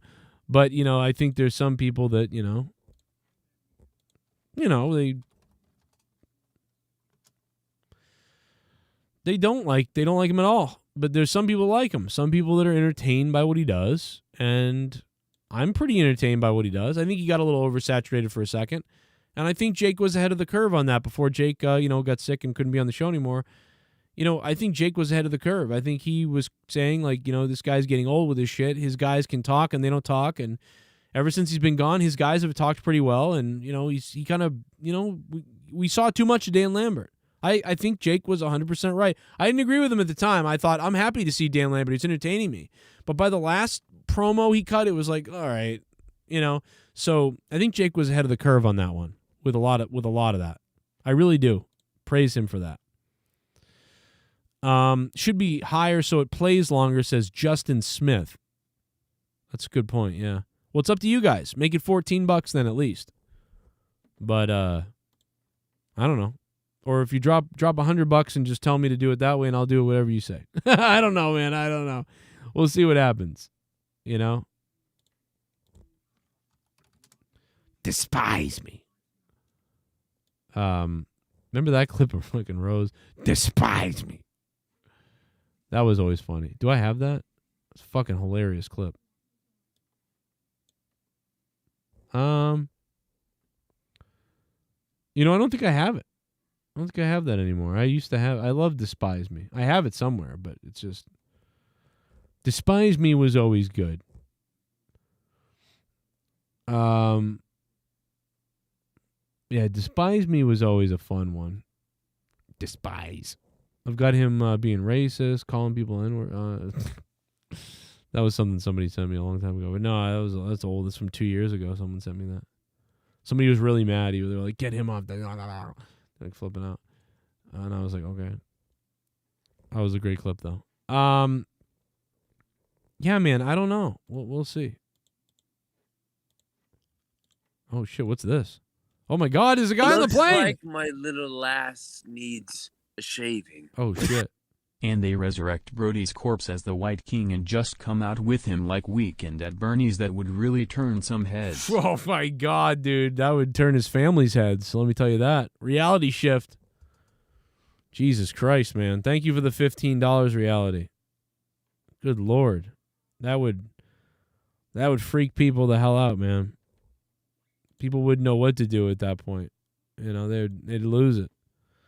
Maybe they could just make his son, like, you know, but I think that's too heavy for the kid. You know, I don't think they would, you know, I don't know if they'd like that, you know. They'd like that too much. Name it Bullfrog's Book of... Oh, man, yeah, that's right. Oh, that's right. Alex Jones Calls. Yeah. You can name it Bullfrog. Do you remember this, Scotty? Yeah, I thought there was something. You're going to see, it's going to be, I've got Alex Jones when he called in. Alex Jones makes a little phone call. Why do you think Cronin... Watch this, right? You're really, you know, you got a guy like Dave. You have a guy like Dave Rose on the show, and you want to talk about Bullfrog. Like, you want to say, you have a brain the size of the map. That's the problem. Why won't you look in the subdivisions and the you know on the web, the dark web, you can actually access websites that used to be there, aren't there anymore. You can read the transcripts and find out. You know, it's just like reading a treasure map. Just nobody wants to look for the map. That's the problem. Why won't Joe? Why are this fucking... Nobody wants to look for the map. That's all. You know, Alex made a lot of calls back in the day. Did Alex Jones. No doubt about it. Surprise, bitch! And look at his look! How he looks! Look at his look, how he looks. Maybe I'll put that call up on Patreon. Or I don't know. But either way, that's pretty much, you know, and I think some people were hoping for more wrestling news tonight. That's another thing, man. And I just don't think it had a lot. They propped up Hook again. I thought his debut was nice. I thought he was pretty good. I liked it. But, man, I'll tell you what. People were jizzing about Hook's debut. People were freaking out about Hook's debut. Like, they were losing it. Like, this guy's the next, like, one thing you can't argue is I haven't seen wrestling fans on Twitter explode like that. They were just, like, jerking out. Like, Hook, Hook, Hook, Hook, Hook, Hook, Hook, Hook. Like, they were just losing it. And I thought it was good, but, you know, but, hey, man, if you got people talking about a debut like they did Hook, I mean, hey, man, you can't argue with that. It was fire. People were fucking coming unglued for this guy on social media. So you can't argue that. It worked, you know, or that did well. So how can you argue it? I get it. Hook looked like he should work. Hook looked like he looked. Look at his look, how he looks, Hook. That should be Hook's theme song. Look at his look, Hook, how he looks. Look at his look, how he looks. He looks like a hook. He looks like a crook. He looks like Hook. Look at his look, how he looks. Look at his look, how he looks. You looking shook. Look at his look, how he looks. You looking shook. Look at his look, how he looks. You looking shook. Yo, look at his look, how he look. You looking shook. You better get ready to get stuck. Yeah. Look at his look, how he looks. And look at his look! Look at his look, how he looks! Look at his look, how he looks. Look at his look, how he looks. Look at his look, how he looks. Look at his look, you get shook. Look at his look, you getting shook. Look at his look, how he looks. Look at his look, he looks like a crook. Look at his look, you getting kinda shook. Look at his look, look at his look, how he looks. Look at his look, you should. Look at his look, man, how he looks. You're looking shook, and he's a crook. Look at his look, you're getting shook. Look at his look, how he looks. Look at his look, how he looks. You're getting shook. Look how he looks. Get shook, look son. Look at he lip. All right. I just find that to be the funniest stuff that Tony's said in a long time. And look at his look, how he looks. And no JR. You know, I wonder how people have felt without JR on commentary for the last, what has it been, 3-4 weeks now? Obviously dealing with skin cancer. Did you guys see the guy call out Jim Ross? I hadn't seen this. The guy call out Jim Ross on like his, I guess on his like Patreon or paywall or what was this? It was very weird. And let me see if I can pull it up. This was very weird. Let me see where it is. Let me find it. It was very weird.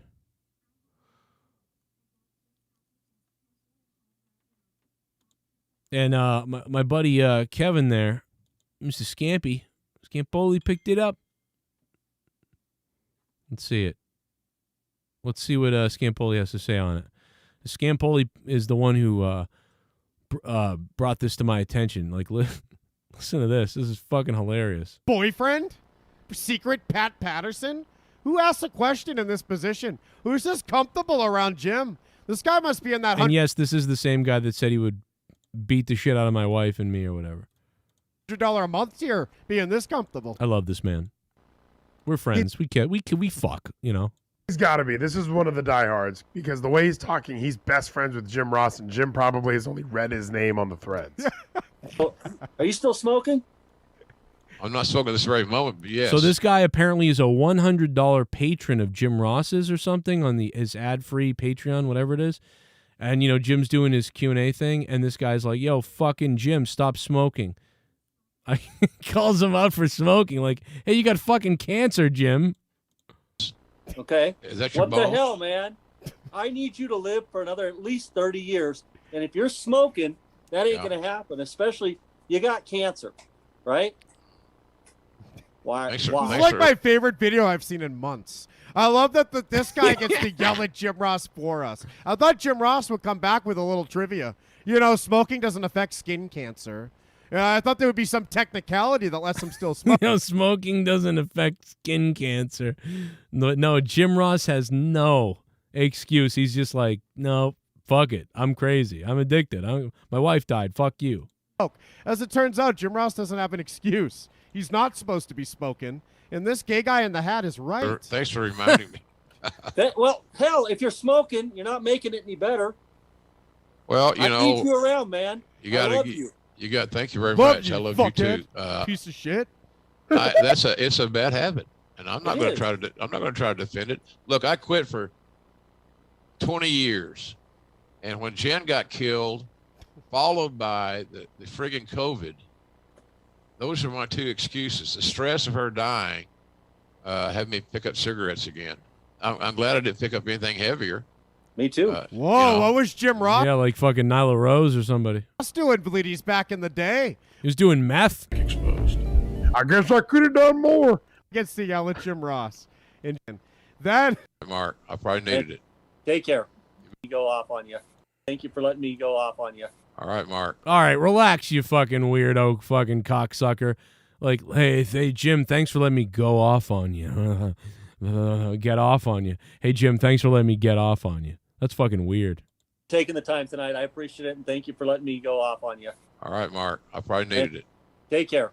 You bet, buddy. Jesus Christ. I just feel bad for him.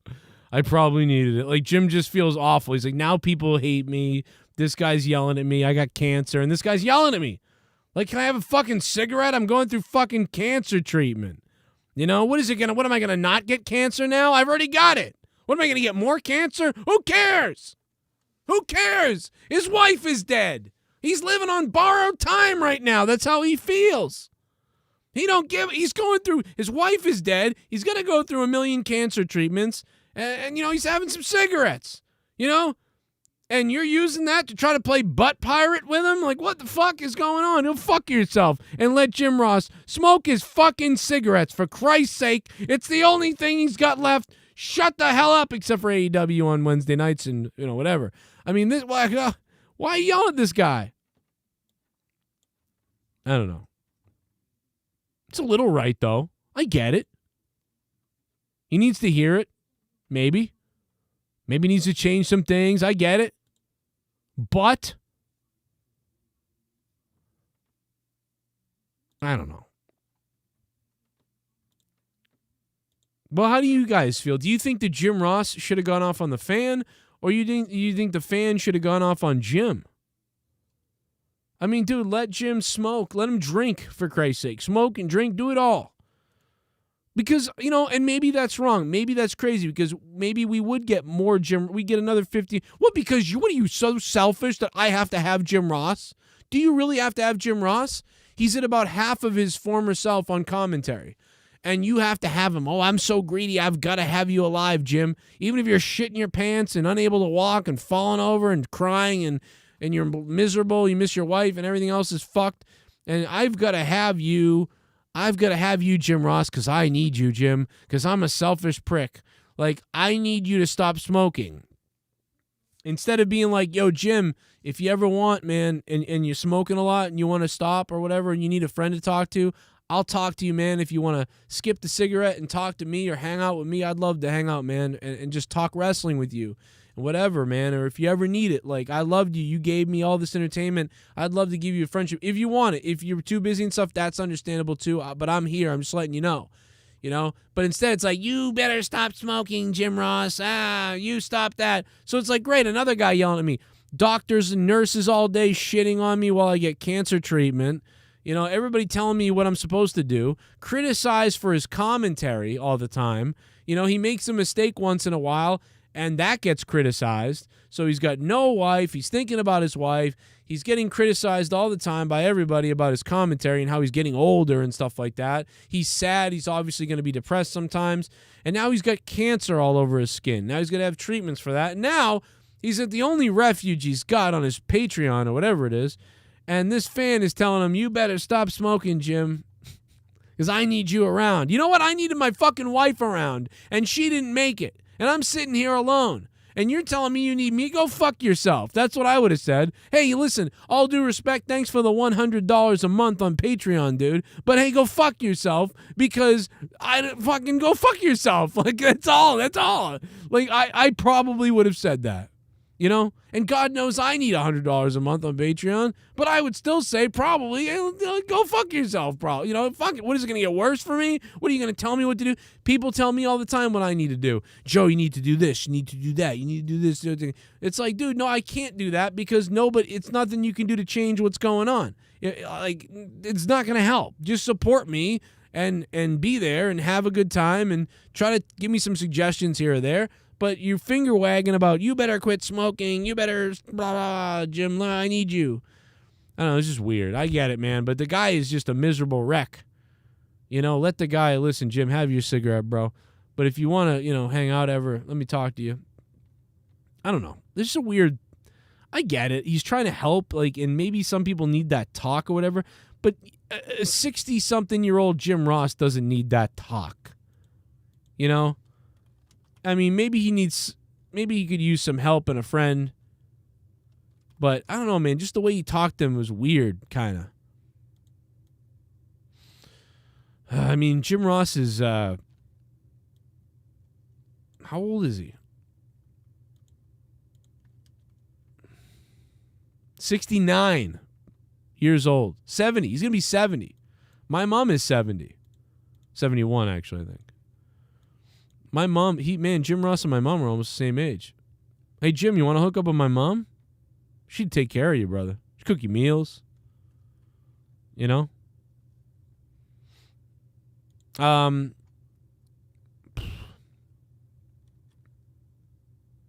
Yeah, it's like, dude, he's 70, okay? He's 70. Who cares? Let him smoke. His wife is gone and he's 70. He's 70. His wife is passed.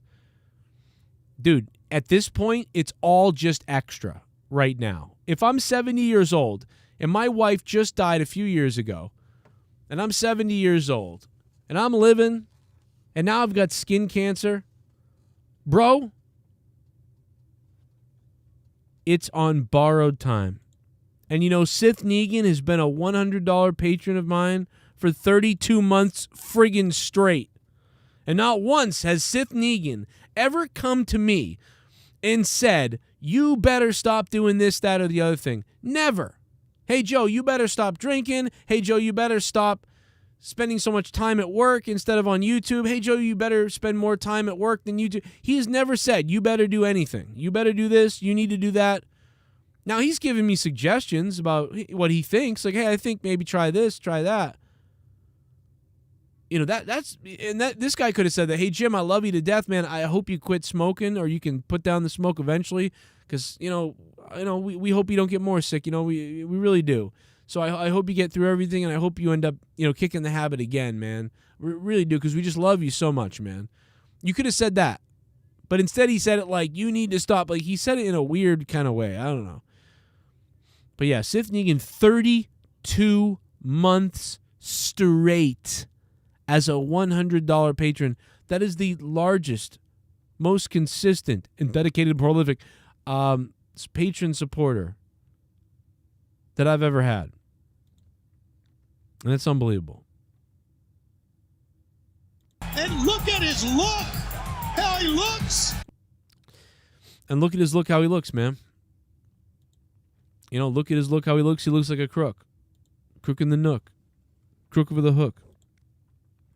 So it looks like $6 is going to be the new look at his look how he looks donation. You guys have spoken. And the new, that is Savage Derek Hans. What's up, man? No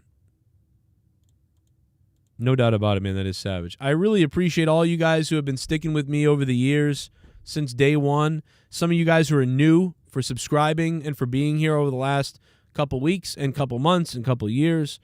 We're coming up on my 10th year doing this show, which is pretty crazy. It's almost funny that we're back to almost kind of like where it began in a way. Although when I first started, you know, I used to have 30 listeners, 20 listeners, and then I started getting 100 listeners. A lot of nights was 100 and 150. And, you know, now we're still in the, you know, couple hundred to 400, 500 range sometimes. And so that's really impressive. That's really good. You know, it's unfortunate we're not still at the 1,000 people we used to be at and some of the other things. Wrestling's dying. You know, a lot of people have gone away. So I just want to say thank you to the people that still stuck around.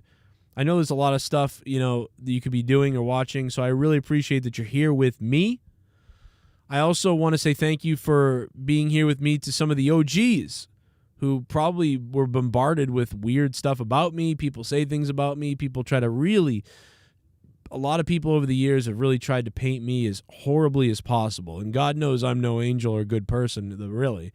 But a lot of people have really tried to paint me horrifically. I mean, like, unfairly and bizarrely. Like, straight up lie about me as much as they could to many people. And I just want to say thank you to all the people out there who are OGs who maybe they agreed with some of that and maybe they didn't. And maybe they agree with some of it. But at least... You know what I mean? A lot of you guys have come to me and said, man, I'm shocked at how, you know, I agree that sometimes, you know, you're a weirdo fuck, but it's crazy how people talk about you in this way or lie about you. I see it now, or I see it or whatever. And so I appreciate that some of you guys gave me some kind of benefit of the doubt in many situations. And I appreciate that many of you guys stuck around with me despite all the changes that have had to happen over the years, man. It's back to really, this is back to 2012, 2013, times where I really, in 2014 times really, where I basically operated the way I'm operating right now, man. And also had couple of full-time jobs I had to work while I'm doing all this. So I just, man, it's crazy that some of you guys have been here since 2012, 13, 14, 15, or even some of the past few years. So just know that I really do appreciate the hell out of it. You guys have been unbelievable. And, you know, some people, are amazingly forgiving too, who have always given me this benefit of the doubt or whatever. And and I know there's some of you out there that want me to say a lot more about a lot of things a lot over the years. Last couple of years you've wanted me to, but I know some of you come to me with things and you say, "What's up with this?" and I just go, I don't care, But I just refuse to get into high school stuff or middle school stuff, or once in a while I'll go rant on someone, like Danny MT the other night when he said what he said, and we kind of talked and got through it on the side real quick, but once in a while I'll rant on something if I think it's funny or it could be funny on the show. But for the most part, I try to not bring up anything. So I appreciate all the people that try to reach out to me or try to tell me things. I don't know, bro. I've got so busy. I've got no time for it. So I've got no time for it, man. I did high school already. I did middle school already. I don't want to do it again. Unless it's a joke or it's a real honest rant where I'm really feeling something, I don't want to go into that shit, or go into stuff and defend everything I do ever. It's not worth it. It's so stupid. I said this years ago. I don't even believe I have to say it again, but there are some people out there that are, want to ask me about this, that, and the other thing, and I shut them down, and then they go, man, I stopped talking but that's just really it, man. I appreciate the guy, the troll guy that got banned earlier that said something.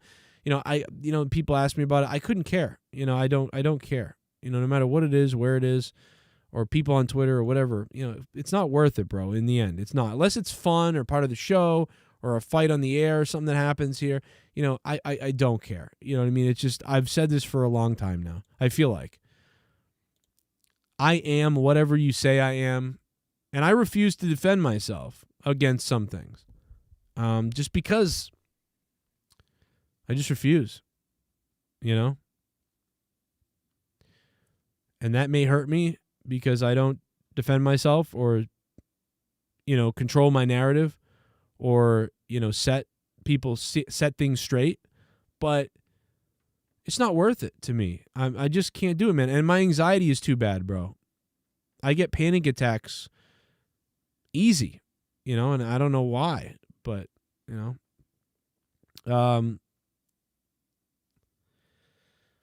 let me see. Let me see. What else we got in the chat? Only YouTuber I give money to. Thank you, Crazy Horse, man. That means a lot, bro. That's crazy. I mean, it must mean I must be selling something right if I'm able to get you to drop a couple bucks. I must be okay or likable somehow for you to do that. I appreciate that. I certainly wasn't likable enough the last 3 days on my sales trips. Let me tell you that. My sales trips were a nightmare last 3 days.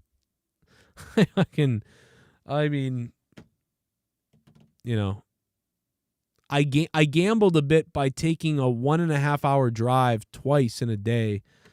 And man, shit, bro, I had this guy talking for 2 hours to only find out that, oh, what's my dad's house? He'd be making the decision. And he's not here right now. Or, things like that. It went bad. Bad last 3 days, bro. So it feels nice to watch AEW tonight, to be here doing this. And, it's pretty crazy. What is that, Derek? I don't understand that. Does copyright striking? What do you mean copyright? What do you mean?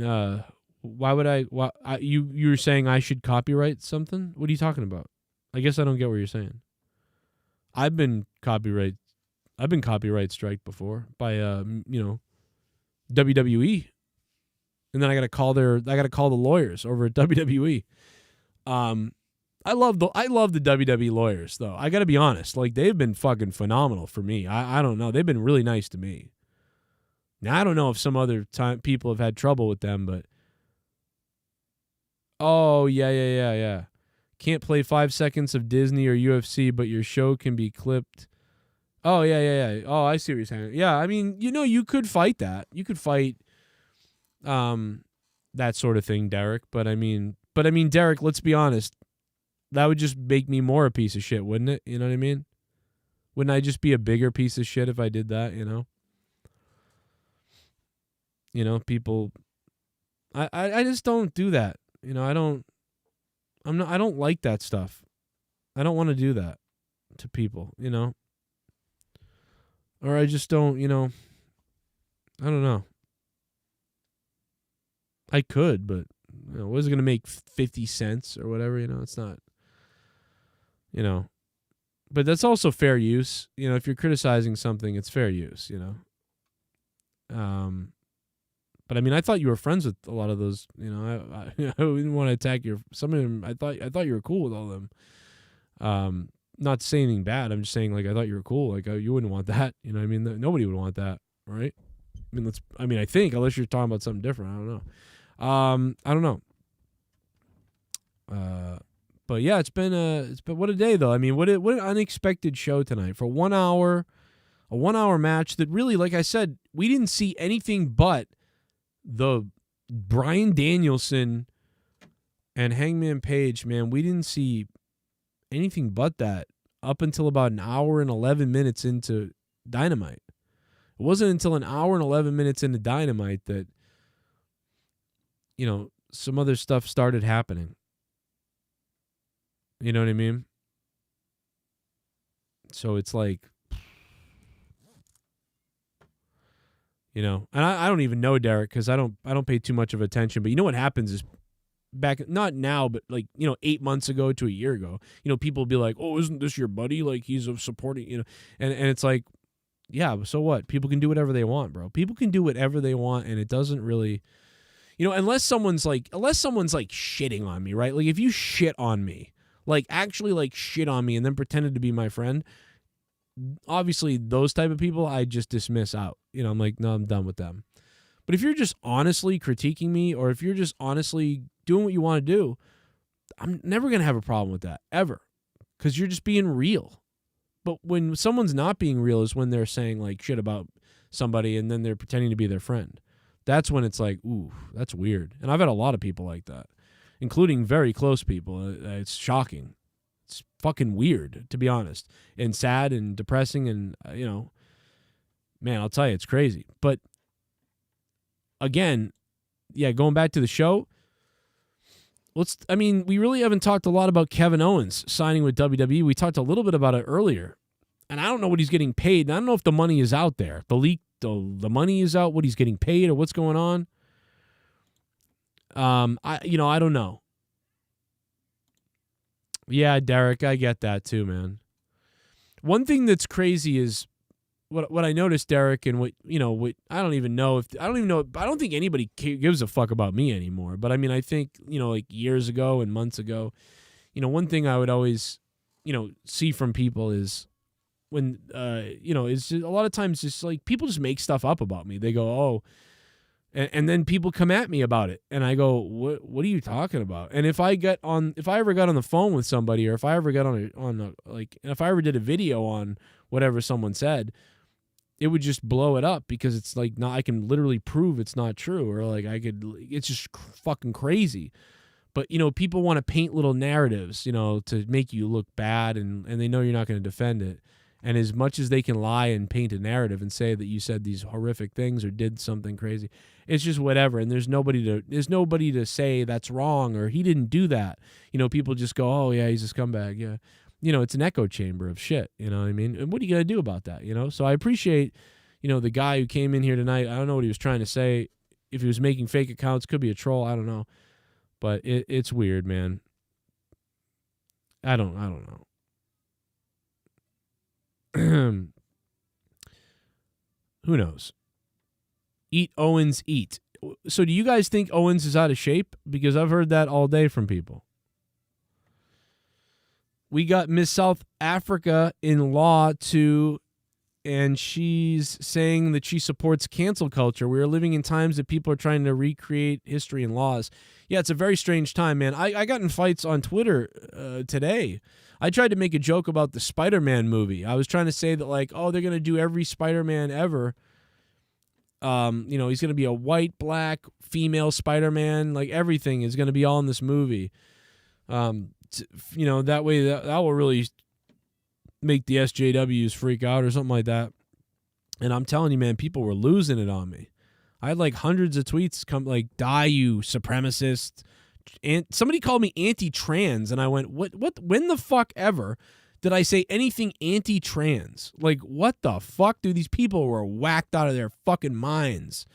Like, dude, anti-trans? Like, I'm like, dude, what? Nothing about what I said was anti-trans. Like, at all. Not even close. And I support trans people. That's the funny thing. I literally support it. Like, hey, go for it. If you're becoming who you want. Do you know my mother called me the other night? And my mother was kind of like, oh, my mother was like, oh, I'm a little shocked about something. And we found out somebody we know is becoming some, whatever. And my mother was confused about it.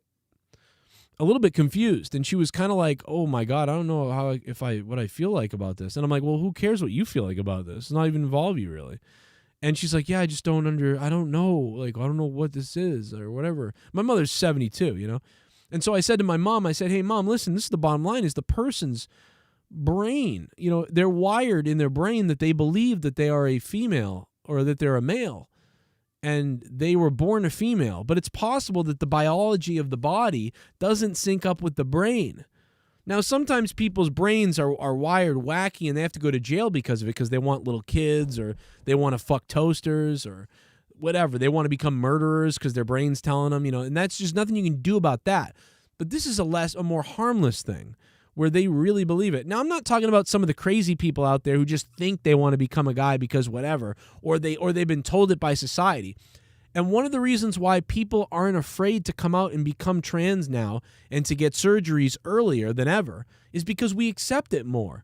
These are people that really, in the past, would have spent 30 years being depressed, sad, and broken until they're 40 years old, and then they become a woman finally. These guys, the midlife crisis guys, we always called it midlife crisis or something, and a guy becomes a woman, but really it's like, I've been this my whole life, but I was afraid to go into it because I was so afraid to go into it. But now they're not afraid to go into it because society accepts it a little more. And yes, some people are doing it because it's a fad type of thing, but most people are doing it because they really feel that they need to become a woman. And so I was telling my mom, I said, listen, it's not hurting you. If it's not hurting you and they're doing it at the right age, right? Don't do it at 14, right? You can't even get a tattoo or you can't drink, but you're going to have to go through some difficult years until you're 18, that way you're sure and it's right. But, imagine how depressed and sad you would be if you looked in the mirror every day and you weren't who you felt like you were inside at all. And sure, that's a brain thing. Something up here is wired different than the body's biological self. So, by the way, but at the end of the call, my mother understood more. In fact, my mother said to me, she goes, you're like, and I'm not trying to put myself over here, but my mother was like, you're kind of amazing. Like, you're such a sweetheart. Like, I didn't think of it like that. I didn't understand it. Like, the way you just explained it to me, And I said to my mom, I said, yeah, I know, because it wasn't done this way, It was a joke in the 80s or something, and people did it and you thought it was crazy, but it's now becoming a thing because it's more accepted, but it's not like these people did not exist before. They always existed, but they had to hide or pretend, or they had to self-doubt it that it's going to be, I'm crazy to be thinking this, so like, that's the explanation of it. So anyway, that's my feelings on it. And I told my mother this. And the fact that somebody on Twitter is like, you're anti-trans because I said Spider-Man or something, like, it had nothing to do with that. It made no sense. But that's how sick and psychotic these people are on Twitter. Because it's like, dude, like, I'm literally on your side. You know what I mean? For the most part. And this is all I said. This is what started the whole fucking thing. I love everybody, and I want everybody to love each other. However, I'm not afraid to joke about you either. I'm not afraid to say horrific things like, put on a dress, you fucking, I don't care. Like, I love making jokes with everybody because we all are the same in different ways. And if you can't joke about everybody, then you can't joke about anybody. You got to joke about everybody. But all I said was Spider-Man will become Spider-Woman and not be white, and then all the men will die. Obviously, this is a joke, right? And then all the men will die. SJW, as most movies are now. And that was really the setup to the joke. Spider-Man will become a woman, he won't be white, and then all the men will die. Like, that's the joke, right? But I'll tell you, man, people were just lined up with just fucking insanity. Like, it was wild. Like, oh, good, I was worried it was going to be boring. Like, people were so mad at me, dude. This guy was calling me a crybaby. This person said too late. Like, as in, like, oh, Spider-Man's already black and Spider-Man's already been a woman. Don't you get it? I'm like, yes. That's the point of the joke. The only thing left to do with Spider-Man is to kill all the white men. You know what I mean? Like that was the joke. These people are like, gotcha, you stupid Republican right-wing idiot.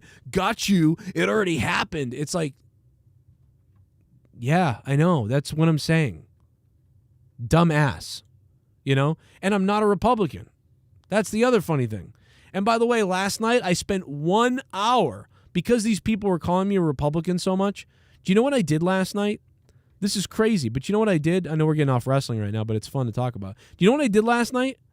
I spent 1 hour, 1 hour taking a test on politics. The first 30 minutes of the test were current nowadays politics. The other 30 minutes were just generic politics. I took a 30-minute test. Would you all like to see my results? I have them. Here they are. I took a test. Here they are, ranked in order.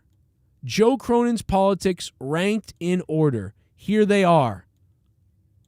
These people that called me a crazy right-wing psycho, whatever the fuck they called me.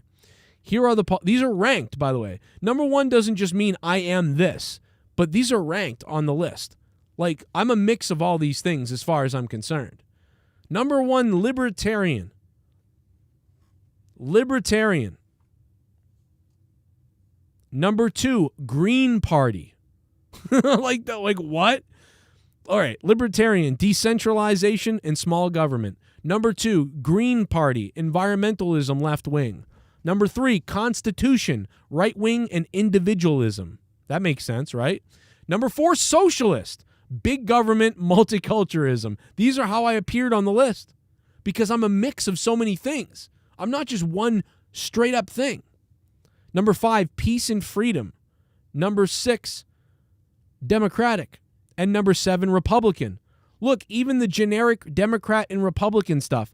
Republican is last place. Last place.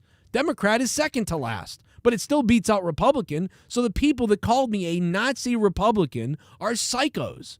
Nazi Republican. These are me voting and selecting my choices of hundreds of questions. I'm talking about, there was like 200 questions. Abortion, what to do with pipelines and fuel and the weapons and the defense and the money and healthcare and everything. Just everything all rolled into one. And by the way, what would be wrong with me? What would be wrong with anybody if they are a Republican or if they are an extreme Republican? What would be wrong with anybody for being who they are politically? You know?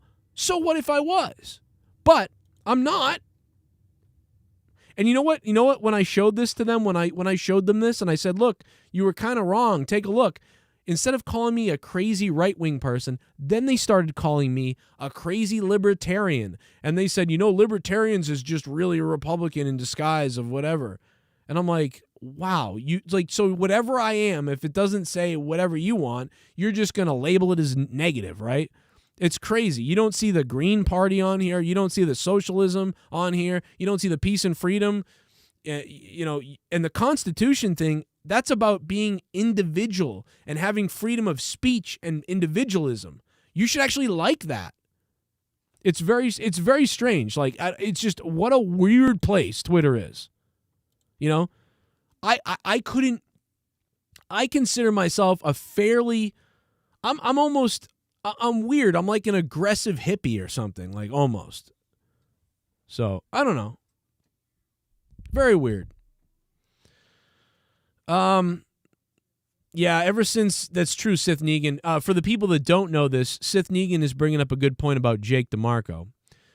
Jake found my show because he was in the hospital having surgery on his head and brain surgery for his Chiari malformation in his neck and head. Jake spent his time listening to this show, and he was so Jake reached out to me because he loved the show and he liked me. And he said that I got him through that time. He listened to the shows all the time, and that was part of what helped him. And Jake loved the show. And that's why when my former co-host left the show back in 2014 or so, or 15, you know, Jake reached out to me and said, I will fill in anytime you want. I'm there to help you. And Jake didn't even know, he never did shows before. And you can tell if you go back and watch the early me and Jake DeMarco's when he first came on as a co-host, you know, he was a little quieter and more like trying to make everybody happy with him and stuff, as opposed to how smart and controlling and confident he became. A lot of people don't remember how Jake was. He was not quite as good. He got better and better, and I remember saying it a year or two in, I was like, man, how good is Jake getting at this? He wasn't like this originally. Some people even would say like, oh, you know, this guy's not really that, you know, Joe, you got to get somebody else. And he just got better and better and better and better. Like, amazing how good Jake got. But Jake came on at first without knowing how to do any of this or knowing, you know, not sure how he was going to talk and how we were going to do this. He just showed up for me. Jake came on this show for me. Jake never even did a show on his own or a side show or promoted his own anything. He was actually, I think he was like, I don't want to do that because that's what other people do to you. And he said that in 2015. That's how crazy it was. You know, and I'm trying to think of a time. I mean, maybe I have a clip of it. I want to say he came on in late 2015. Let's see if this is it. I don't know. All right, night guy. There's Nay with a $50 donation. This was, man, this got 60,000 views. It was February 8th, 2016. That because this is really weird. I'm really uncomfortable. By the way, my other former co-host, Dave, Dead on Dave, I'm wishing him a speedy recovery, man. He just had a surgery the other day. Dave, if you're listening, I don't think you are, but if anybody talks to him still, I love you, brother, and I have been paying attention to your Twitter, man, and I hope you're okay. And I saw that you're in surgery too, man. My former co-host, dude, they might be in the same hospital now that I think about it. Hey, man, you know, you got to... Let me tell you. Shit. Somebody donated over $10. Oh, shit. I cried, Joe, I cried. Oh, my Drinks God. on me, hashtag thank you, Daniel Bryan. Oh, my God. Drinks are on Nay 16. Holy shit. The $100 donation. Oh, my God. Drinks are on Nay tonight. Look at that. Wow, man. We're getting $100 bomb. I guess I was doing better in 2016 than now. It was even better in 2016. Nay. I remember Nay. I don't know what happened. There's Mikey dropping them. But yeah, it looks like Jesse was filling in here. So Jesse was actually filling in at this time. So we'll see if I can find when Jake came on. But I'm sure it was around this. It was this year or that year where he came on. But, and I'm sure it's here somewhere. I'll find one. But yeah, Jake came on, man, and again, like I said, it was kind of a slower start, and then he got better and better and better and better and better and better. It just got so good after a while. The brand and promote the rest. There's me and Dave, other Dave. That's me and the other Dave. And here's me and other Dave. It's still happening. They do that all year round. They do that all year round. There's nothing different right now. Hard to imagine this show back then.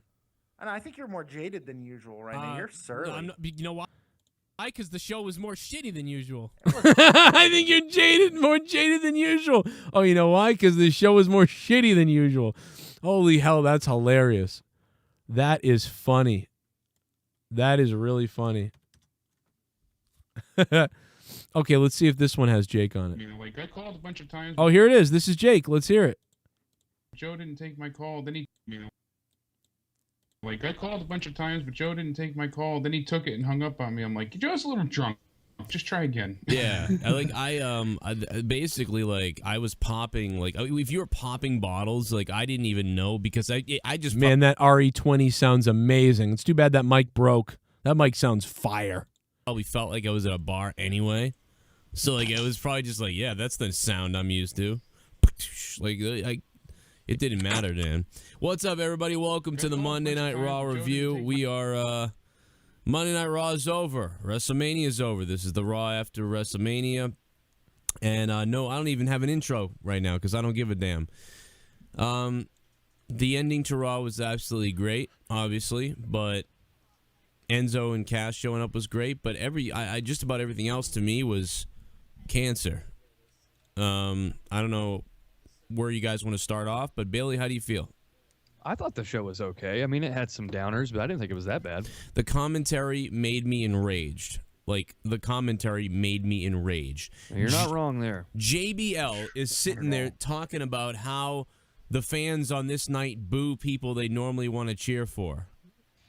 What is he talking about? Like, yeah, what does that even mean? Second of all, isn't JBL supposed to be the heel announcer? Why does he have Roman's dick in his mouth? Yeah, man, that mic is fire. I mean, we had JB and Jake DeMarco on that night. I mean, that's fire right there. Daniel Bryan retires. Deal with that. We got best call ever. Thanks for calling, but what the fuck? Hey, Joe. Bounty Hunter, you fucking the end. Oh, we didn't have Jake on the Daniel Bryan retirement show because it was like breaking news or whatever, so we didn't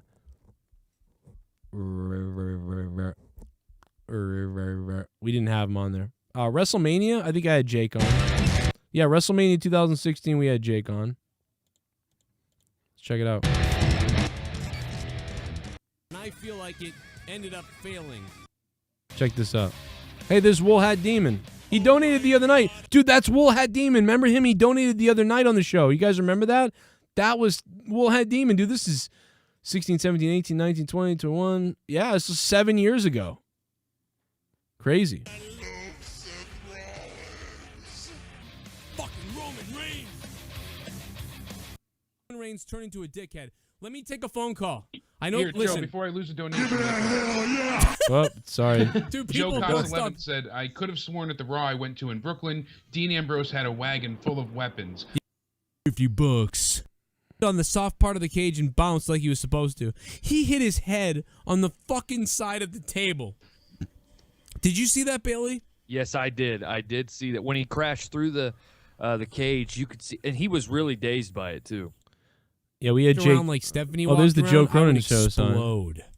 You wouldn't have any problems losing weight. I would not. I would lose weight in a second. Like I can't even tell you, dude. I would lose weight.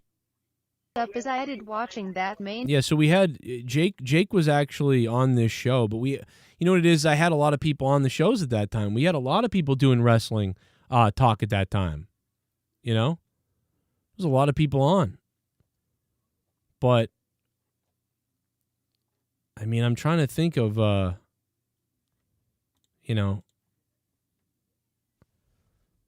to find like a clip of Jake when he first came on, but I can't quite, pinpoint one.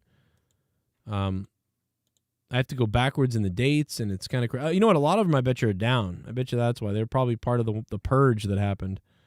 So that's probably why they're missing. But if I could find, we'll just type in 2016, probably a fucking bunch of them will come up. Yeah, a bunch of these are privated. That's why. No wonder I couldn't find them. So many of these are privated. It's funny. It was back when I was struggling in life like crazy. And now I'm like struggling again. This is kind of funny how time spins around.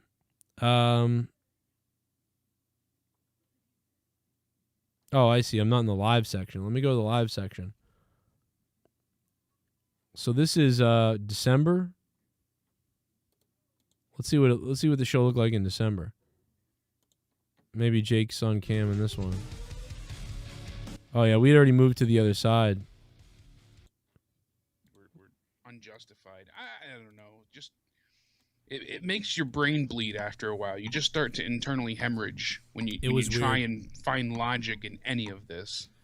Yeah, Raw is like a discombobulated ball sack. Like, I mean, it just doesn't make any. It's all over the place. Nothing ties into itself really. Too many Shit cooks. Bum. And it's Transformers. Heel. Oh. Another breaking news. Stephanie is a heel.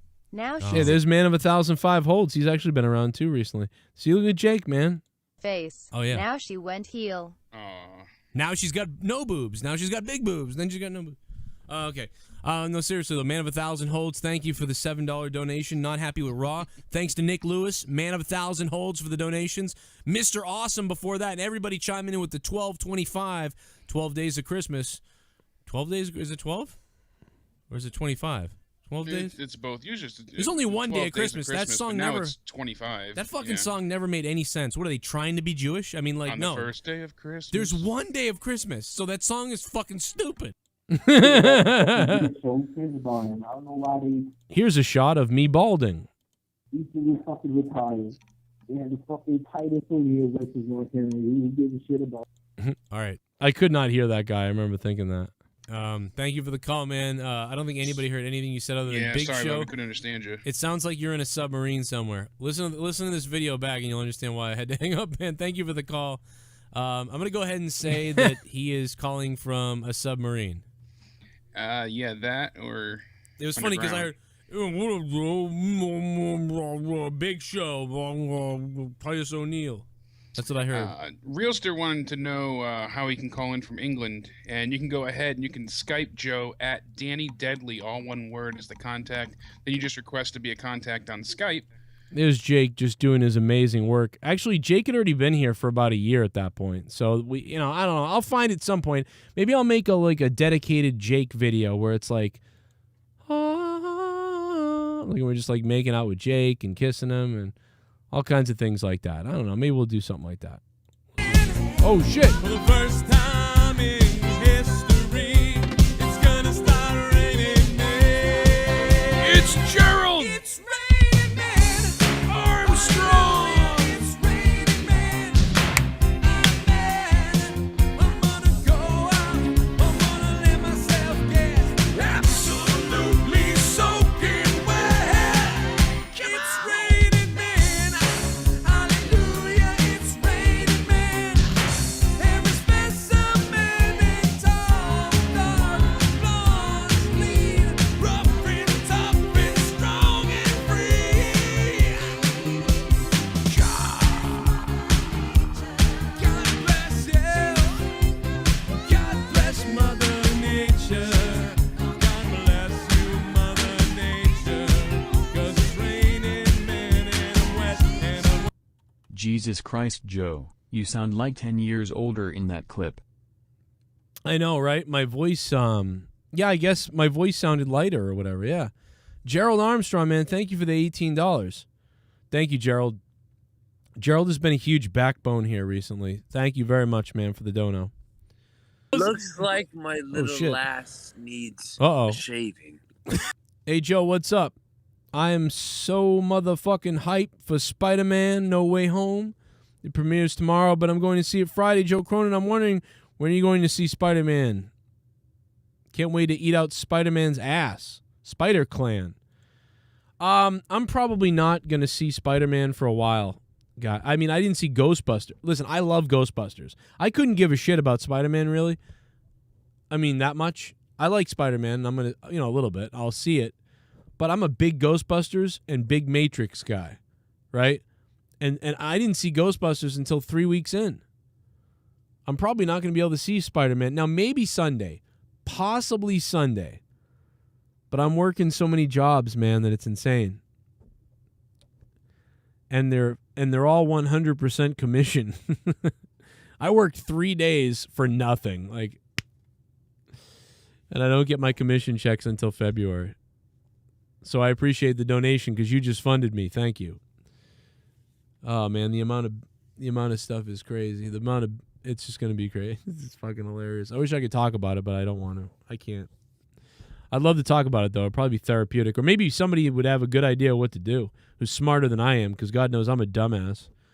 But I don't know. I don't know what I'm doing. So, but yeah, man, thank you. I hope you enjoy the movie. I also might not be able to see it, bro. I probably won't be able to see it for a while. So I hope you enjoy Spider-Man. I hope it's good. I'll probably get spoiled before it's over, before I see it. So I probably won't even want to see it then after that. So it's whatever, you know. I hope you enjoy Spider-Man, though, man. I hope it's good. I don't think I'm going to be able to see it. I got to be honest. I appreciate that, though. I hope you check it out. Let me know how it goes. Super Chat Party! Oh, yeah? Help me set up a Patreon, Joe. I'm an idiot. Furry balls plopped menacingly on the table. What is it for? Do you have a big channel or something like that? I mean, you don't really set up a Patreon until you have a good following and you're about to deliver some bonus stuff. You know what I mean? Like, even my Patreon, I've got a podcast with me and my wife coming out, and I've got another one that I'm putting out this week, finally. And I had been doing nothing on it but alerting you guys that I'm live. You know what I mean? And people still stuck with me on it. So we're about to have a format back on Patreon again, thank God. But you can't start that way, you know, really. I mean, when I started my Patreon back in the day, I didn't put anything on it at all. I had like 20 patrons. And the more I added, the more people came on. So I don't know, you'd have to let me know what your channel is, what your shows are, what you're doing, why are you creating it? Like, I need to know all those things. And then I could tell you, like, what I think to do. Yeah, I'm not gonna have money to go to the movies. That's gonna be a lot of money. It's like $50 for everybody to go. Even for me and Leah to go. Actually, for me and Leah to go, it'd probably be $50. So I'm not going to the fucking Spider-Man. I don't even think I have time to go anyway. Like, forget that. What if I had time to go? I don't have time to go. Oh, yeah. You know? We got a new subscriber. Yeah. Freak out. Oh, shit. Yeah, let me get a Slim Jim and stick it in the sun, don't shine. And we're Stephanie, yeah. Joe Rinaldi. Thank you, Joe Rinaldi, for subbing to the channel, man. Much appreciated, brother. How are you?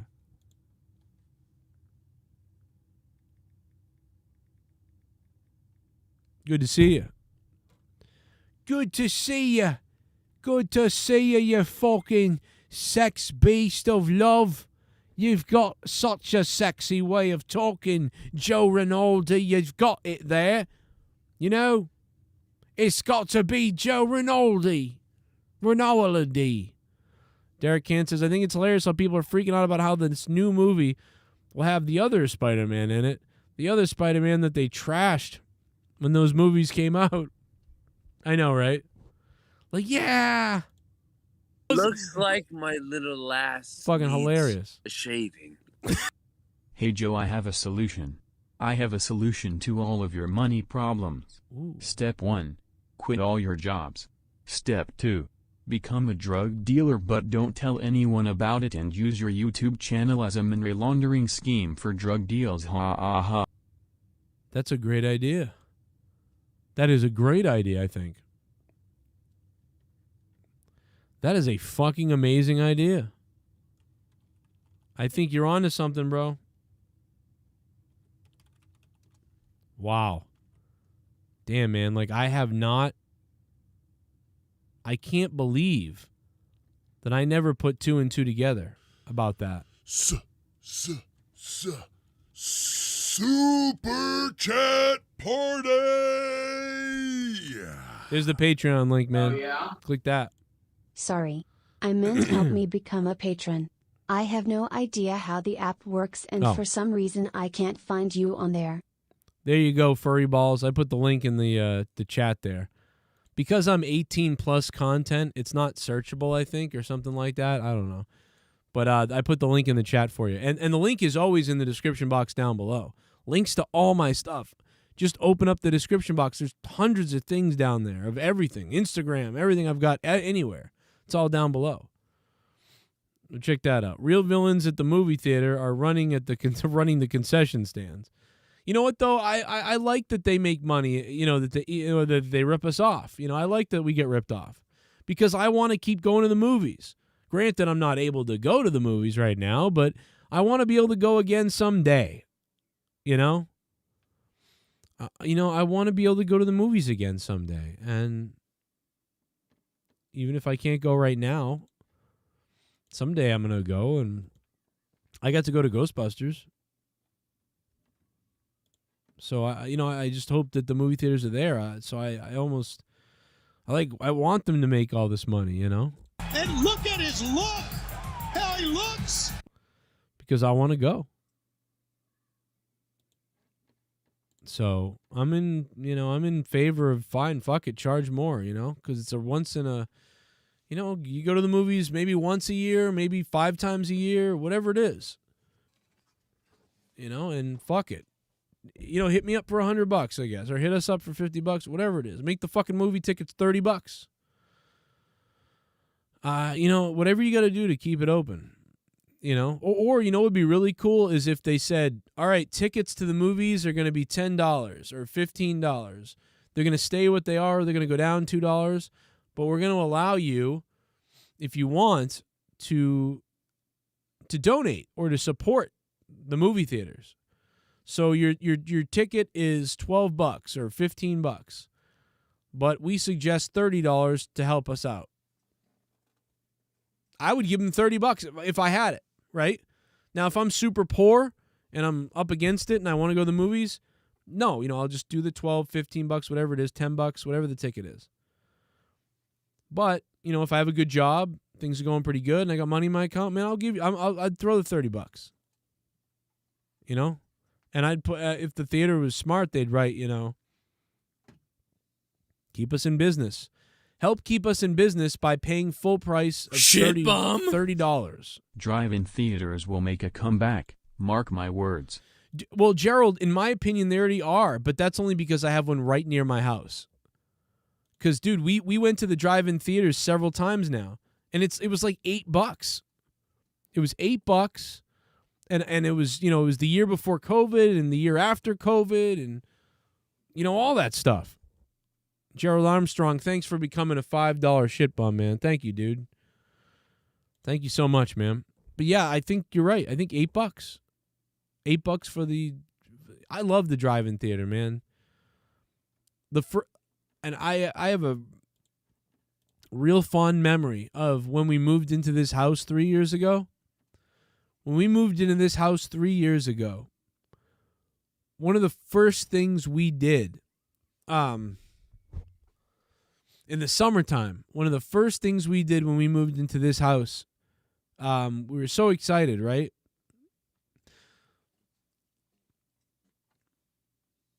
And one of the first things we did when we moved into this house was we went to the drive-in movie theater. And I hadn't been to the drive-in movie theater in forever because it was out here and it was an hour away, and just you never thought about that in the city, And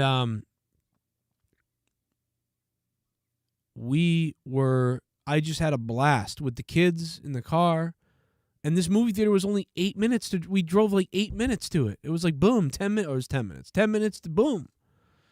And it was great.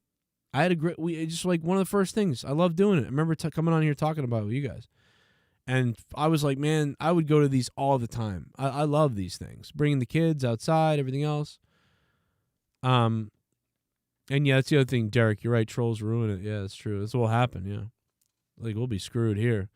But, that's what happened. Remember Iron Man? Remember that? Remember when Tommy tweeted out the fucking pictures of what happens in Iron Man or at the end of Avengers?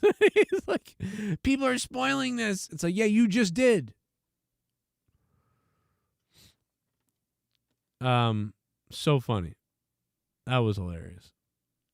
But yeah, it was one of my favorite things. It was one of my favorite things. No doubt about it. Certainly. I love those. I think you're dead right, Gerald Armstrong. The movie theaters are going to be, the drive-ins are going to be big again. If not, like little mini drive-ins or something's going to open up. Something like that will happen. you know? Oh, oh. here we go. Everyone knows I'm out the window. Yeah. Yo, motherfucker, no romance, cause there ain't no chance in my happy pants. Could you perchance come and take this dance and leave me here? I'm a bad motherfucker, ain't got no fear. What's the time, motherfucker? Time, motherfucker. Yo, put it in a happy rhyme, motherfucker. I says clock, yeah. Bang, bang, tick tock, fucking suck. Oil shock. 2 on consignment, 1 in stock. What's the time, motherfucker? Said clock. I said clock. What up, Joe? What up? What up, Todd Fair? Todd freaking Fair. Fire. Todd Fire. What's up, Todd Fire? Fire. Kraken Dragon. I don't know. What's up, Todd? How you doing, man? Glock, brother.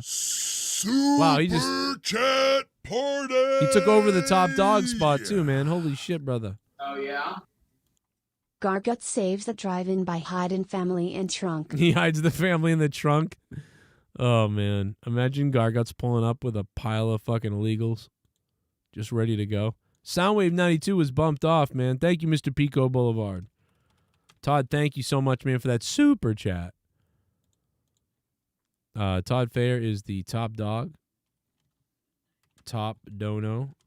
He just took over. Thank you, man. What's up? How you guys been, man? How's everybody been? Yeah, it was a long night tonight, you know? We're still going. Derek, the late 80s were a good time for action flicks. Stone Roses, rather. Yeah, no doubt, dude. Let me tell you something.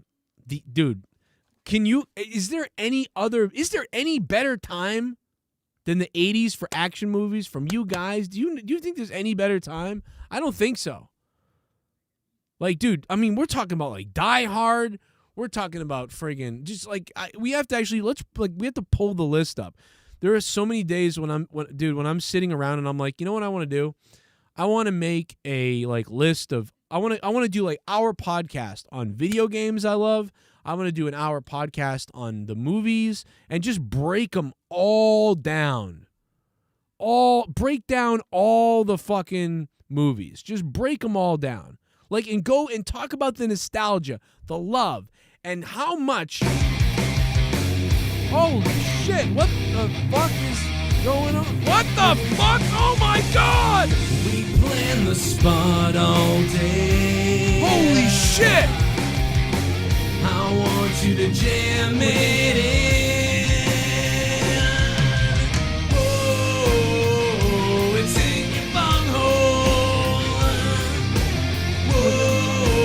Oh, it's in your bunghole. I want it jammed in my bunghole. Oh, it's in your bunghole.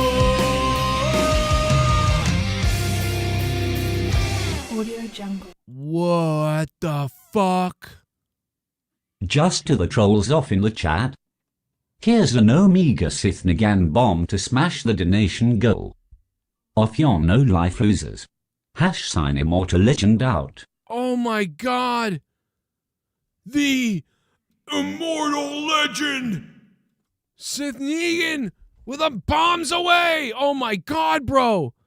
I didn't even think we were gonna come close. What? With $300! Holy shit, Sith! What the fuck is going? What is this? We plan the spot What the all fuck? day. Oh my god! I want you to jam it in. Oh, it's in your bunghole. Holy shit, Shell! Oh, it's in your bunghole. Oh my god, you guys did blow it out the water! I want it jammed in my bunghole. Oh, it's in your bunghole. Audio Jungle. Love you, my friend. Oh my god. Shell, thank you. I love you, Shell. And Oh my God, Shell and Sith Negan going back to back. Man. Oh my God, bro. The immortal legend Sith Negan stops by for a bomb. Holy shit, Sith. Thank you. And Shell, it's the S's. The double S's are here. Holy shit. I fucking can't believe you guys. What the hell? Sith Negan, $300 bomb. Holy shit, Sith, man. Thank you. And Shell. That was fucking crazy. Holy shit, bro. What? At the end of this quiet night, man, you just did shut the trolls up. Holy fuck, those guys were literally laughing at me tonight. Like, haha, you fuck. Wow. Wow. They literally, the trolls didn't know it. They were helping me, I guess. I mean, you guys were. Holy shit, dude. Wow, man. It's weird how in shock I am. That's bizarre. Thank you, Shell, and thank you, Sith Negan. Holy motherfucking God, man. And Todd Fair earlier, man. Holy hell. Anyway, wow. Bombs away. Holy hell, bro. Thank you, guys. Holy shit. Holy shit balls. Wow. I don't think we'd had a hundy over 50 in a while. So that was crazy. The tag team of Shell and Sith. What the hell do we call this tag team? Let's think of a tag team name right now. We need a tag team name for Shell and Sith. Come up with it in the chat. What can we come up with for Shell and Sith? And they can come up with it too. If they've got a good one, let's think of it. Tonight at least. Wow. Wow, guys. Holy shit. What's the tag team of Shell and Sith right now? Let me know. Let me know. Oh, you got the trolls triggered. You guys triggered the shit out of the trolls. You see that? Oh, you got them. Oh, they're pissed. Shell and Sith Negan, what have you done to the trolls? Oh, my God, you've got them angry. You've got them angry, guys. You know what happens when people donate to me and they don't donate to other places. You guys get assaulted and attacked. And I get attacked. Wow. Look what happens. Amazing. Whew. S squared. Says hopped up. S squared.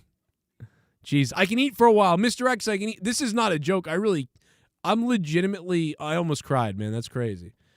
Money Inc. Oh, my God, dude. Money Inc. Gerald Armstrong. That's fucking awesome. Money Inc. Or Money Immortal. It can't be Money Inc. because there's already a Money Inc., right? That was already Ted DiBiase and IRS, which is funny considering my situation. But how about Money Immortal? Money Immortal. That's like the Immortal Hulk Hogan in his tag team match at WrestleMania 9 against Money Inc., right? Money Immortal. That's a great fucking name. I spelled Negan wrong. Yeah, there's still one E in Negan. I always spell it with two E's like an idiot. You think I get things right. You know what? I'm a moron, though, so it's not surprising. But look at that, baby. Sith, thank you, man. I'm like dyslexic or something. Or maybe it's just stupid. I think people... I remember one time someone was like, dude, I think you're like dyslexic or something. And I'm like, no, I'm just a fucking moron, I think is really what it is. But, hey, what are you going to do, I made it this far. And I want to thank Sith, man, for always, trying to do his best to, be like, you got it, Joe. You got this, man. Do this, do that. You'll be good. Do what you want, Sith is always like that. And Shell, man, not only did Shell send Shell sent me a giant box in the mail of stuff, apparently, a Christmas gift, which is super nice, man. And then she's done it in the past. And it's very nice of her. And then on top of that, she drops a hundy bomb tonight. And Shell, and she can barely see, I think, right now still. Thank you, guys. This is very sweet of you. Very nice of you. This is like an early Christmas fucking surprise, man. Holy shit. Damn, man. Fuck. I mean, I got emails today like, you fuck, and You're never going to make it again. You're going to fucking go homeless. You can't even whatever. And it's funny. But you guys are just like, fuck it, I guess. That's fire, man. You just talk about showing the trolls, man. Wow. You blew this thing out of the water. They said, Joe, you haven't made $300 in forever. And so they made a bet. They literally made a bet. I bet you. And you guys were like, blew that out of the water. That's crazy. That doesn't even count super chats. Jesus. Do a little basketball dance off the concrete. I mean, I'm just so sick of you little meth head devil worshippers. I'll be honest, I'd like to take a big bite out of your face. I've been waiting for Top Gun 2 to come out for years. I don't even know when it's supposed to come out.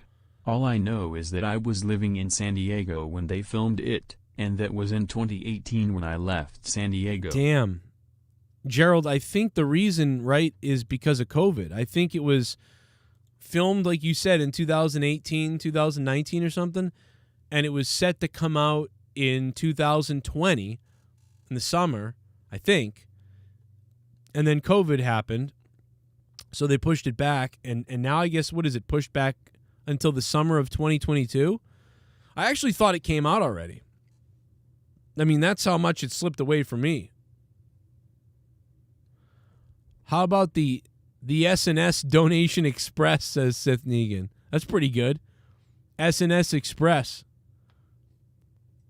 For Shell and Humble Self. Man, Sith, there is no one as humble as you, bro. I don't know. I've never seen someone who donates like Sith does, but keeps it as genuine and real as possible.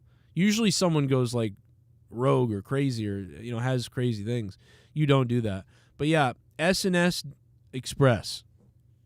It's pretty good. The BDSM Express. I like that one. Money Immortal. My idea was Money Immortal. Yours is SNS Express. Is there anything else? Maybe we got a couple other ideas that I missed earlier that you guys want to repeat. The S Club. It's in the Trolls bunghole, someone said. In the Trolls bung. Tyrone Bigums. How about Tyrone Bungus?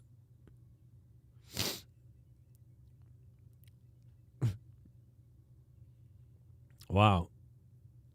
Messed up my name in the dono. What up, Gerald? That's fucked up, huh?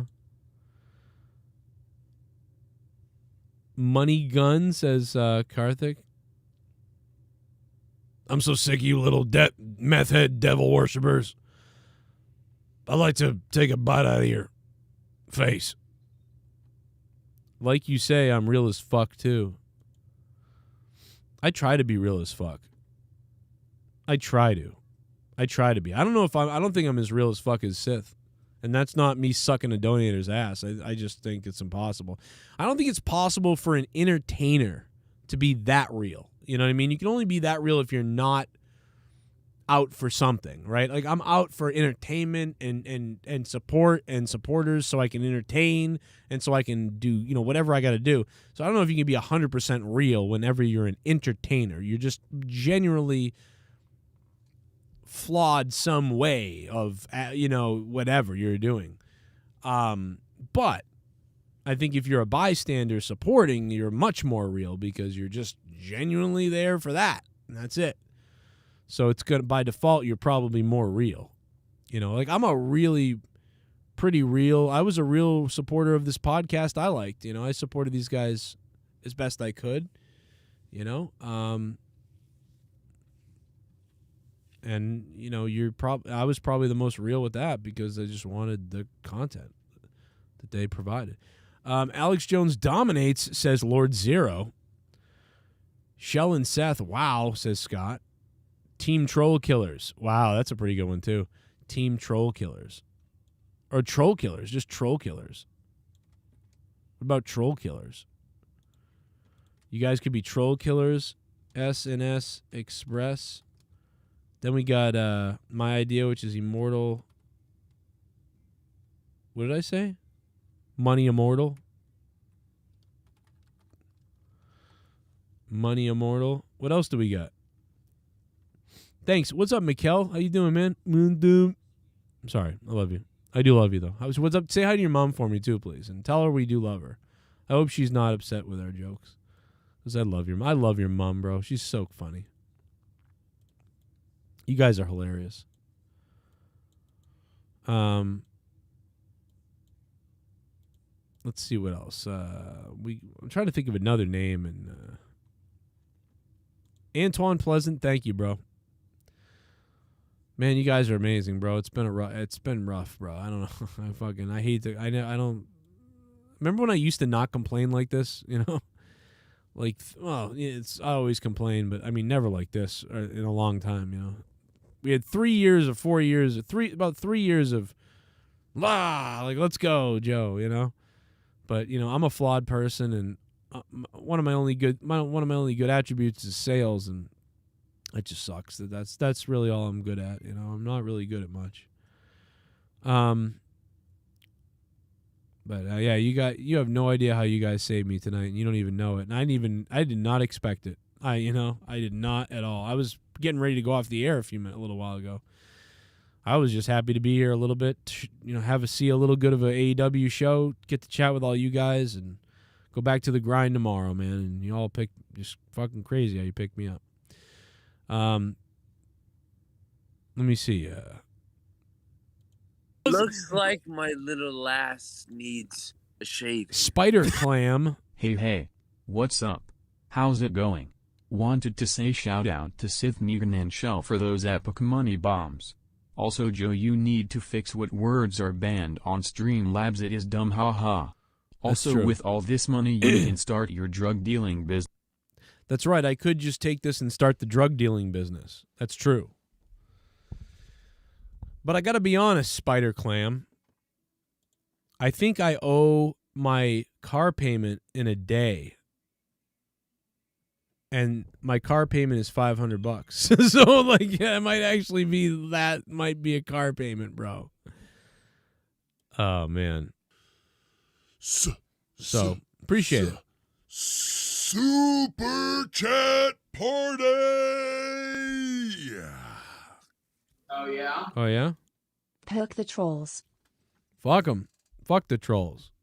Listen, it comes with the territory, you know, of doing shows. Comes with the territory, you know? Some of it's pretty intense, but, you know, it comes with the territory. I want to shout out Benjamin for becoming a $5 patron a few minutes ago on Patreon. Thank you, Benjamin. I just saw that. Might be a few others I missed. You're going to get me and my wife's podcast coming up probably at some point tomorrow or the next day it'll be up. And there's a few other surprises coming to the Patreon. Breaking. Urban Meyer done with Jags. What? Urban Meyer's leaving the Jags? What, over that stuff he did? Or literally because he sucks as a coach, or because he was Looks like my little lass needs a shaving. Hey Joe, can you tell me why YouTube is allowing to have these trolls have a profile picture of actual I don't know cops? why, man. It's very Susan, weird. why can't you fix this? YouTube needs to check which picture or name is good to use. Disabling comments is more safe than trolls? Yeah, I don't understand. YouTube makes no sense. But you know what you do is you go beyond YouTube. Like I go beyond YouTube. You just go beyond YouTube and report it to the FBI and stuff like that. But I've got a whole file of stuff at this point, because when you involve kids, it becomes like a different level type of crime and whatever. So we'll see what happens. But we're working on it. Let me just put it that way to you. We're working on it. They're well aware. We'll see what happens. It's a lot of complicated computer work, I'm told, but they might figure it out eventually. We'll see what happens. What up, Abdul, man? No, man, you do you, brother. Hey, someday, man, if I hit it big, maybe you'll be in the chat and you'll be like, "Oh, Joe, I'd support you, but I got stuff going on, and maybe I'm rich, maybe I make a lot of money, maybe my sales picks up, my sales job picks up, and I become very good. Maybe I start making $300,000 a year selling something, or I start doing really well in sales. And I say, Abdul, nah, man, you know what? I'm going to help you out. What's wrong with you? Hit me up on the side.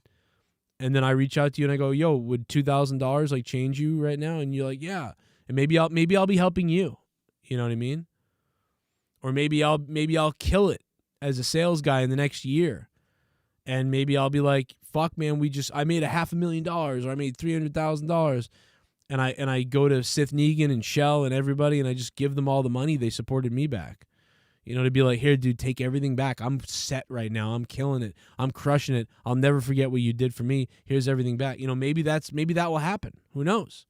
You know, or maybe Abdul, maybe you'll win the lottery, bro. Maybe you'll win like $50 million, and you'll be like, you know what? I always loved Joe. Here's $5,000 or something. You know, you never know how life's gonna work and how someone's gonna support you or you're gonna support them or something good could happen of anything. You know, who knows what will be around the corner? You know what I mean? For anybody. You know, for whatever. You know, you never know, man. I hope I do that. I hope I crush it in the next year. I hope I crush it.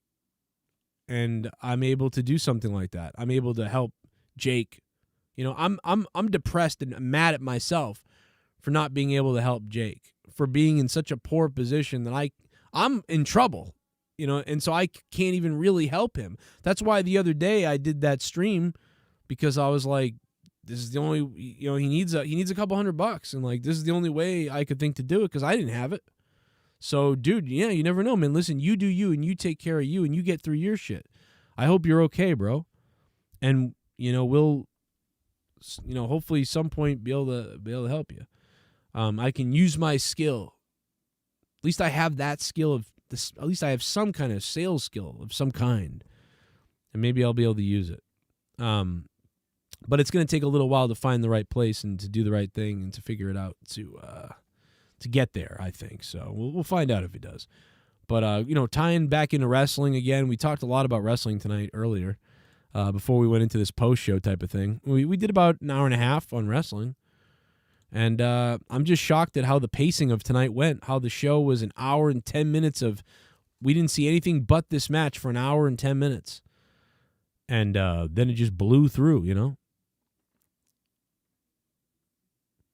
Oh, we got the 4 horsemen. Shell, DWELSH, Soundwave 92, the JCS donation horseman. I'm down with that. Sith. Sith, I will legitimately put that on the description box down below right now. And by the way, I'm glad you mentioned, and Gerald Armstrong has been really fire the last couple days, but I'm glad you mentioned Soundwave 92 because let me tell you something. On some nights where I'm tired and or the show was bad, I'm tired, and it's quiet, maybe there's no support, donations, things like that, Soundwave 92 drops something, 30, 40, 20, whatever it is, all the time, no matter what. That guy always drops something like that. And sometimes that's the only thing that happens. And, dude, like that guy, not enough is said. You know? Watch this. Ready? Look at this. Watch this. Look at this. DWELSH, Soundwave 92, and SITH. Check this out. Ready? Watch this. I'm actually going to put this on in the description box permanently. So I know you're already down there, but that's a cool idea and I like that. So I'm going to do that. It's going to be permanently in the description box on any future videos. There's actually a few other things I got to fix and add that I forgot to, or that I did that didn't stick, and I'll fix that at some point. But we're going to put that in there. I think that's a cool thing. Gritty.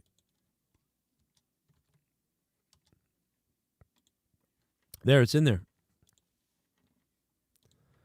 I think that's a good idea.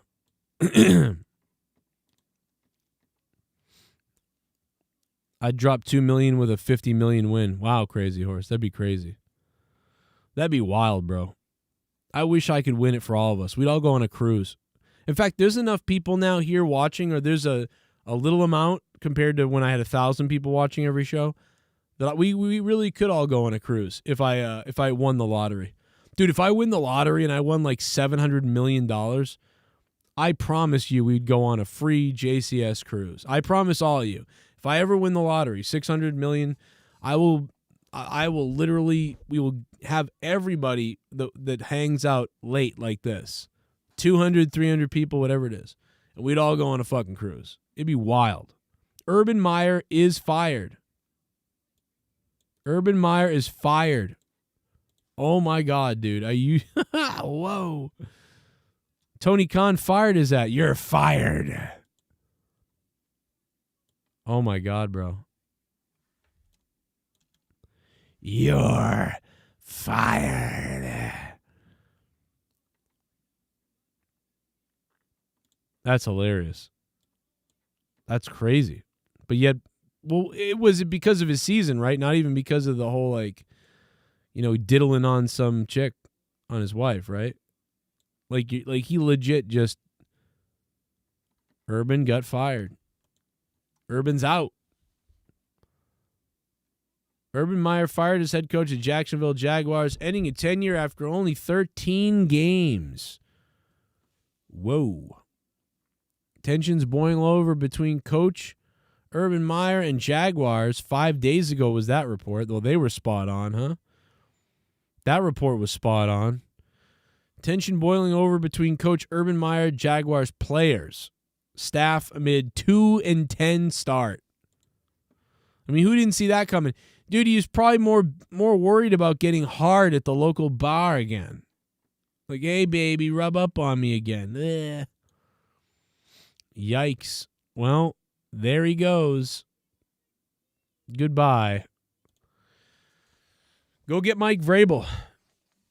You probably can't. I don't think the Tennessee Titans are going to give up Vrabel, dude. Learned under Belichick, was very smart himself,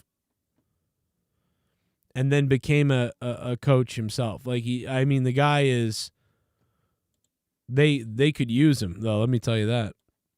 Anybody. Yeah. I would not change my identity.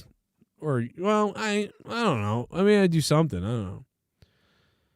Bleacher Report and Apple News. Apple News? You have Apple News? What the fuck does Apple News do? Are you serious? What happens in Apple News? Lass needs shaving. Joe, my friend China RK really wants that three-way with you and Onision. Why you keeping her waiting? You would really do that? You would really do that? Hey. Big shout out to Really Mysterious, SITH NEGAN, Scott McKeenan, and Footer of Paint Light. Shout out to Scott, man. He's been good in the chat. I got to tell you. He's been good. If he's good, he stays, man. If he's good, he can stay. I'm surprised he's actually stayed. I'm surprised that someone didn't take him out, and I'm surprised that I've said it's all right, you know, because he's been fine in the chat, you know. I thought he was actually, I got to be honest, I didn't really know much about where he went. I thought he was like sick or in trouble, or I don't even know. But assuming that's, I'm assuming that's him. I can almost tell the way he writes, but I can tell it's got to be him. But seemingly he's been pretty good in the chat. So as long as that stays that way, you'll be all right. You know, man. It's a new show. It's been a new show for a while. Shell, you're the best. Thank you, Shell. Do a little basketball dance off the concrete. I mean, I'm just so sick of you little meth head devil worshippers. Oh, okay.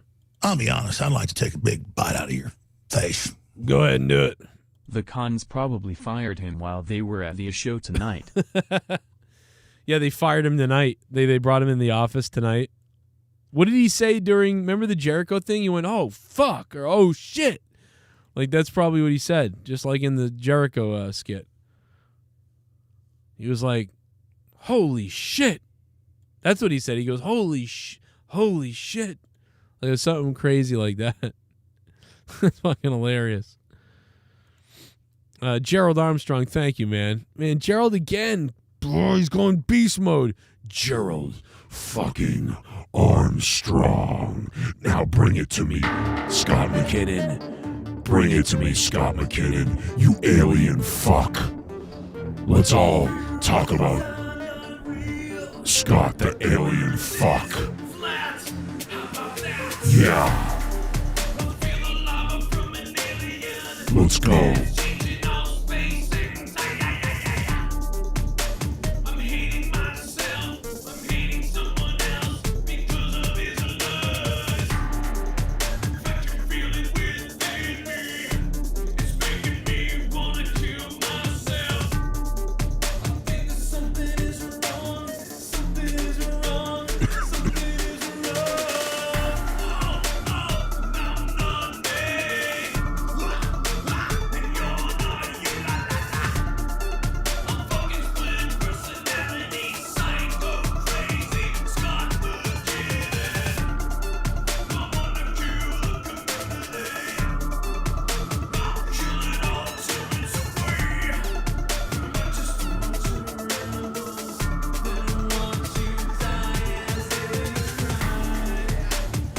Yo, oh shit! I didn't realize that was still on. Yo, let me edit something real quick. I think I've got the. Do you remember the clip where he flipped out on Marvin? But he really says a bad word, so we gotta clip that. Let me see if I can get it clipped because it's just so fucking hilarious. That's one of the funniest rants ever. But yeah, he drops a bad word, like we don't want to get completely demonetized for it. So give me a second. Let me see if I can get it here. Let me just mute for a second.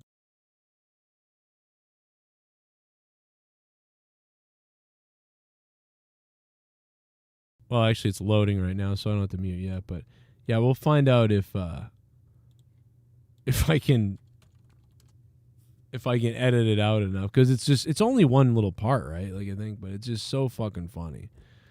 Like, it's wild. I'm surprised that it's taken this long to convert it, to be honest. This is weird. Like it's like 40% done converting. It's like taking forever. But yeah, that's fucking Scott's yelling at Marvin and he goes, "You don't have control," and he calls him the N-word. Like, dude, it is just so wild. Like, what the hell with that? Oh my god, bro.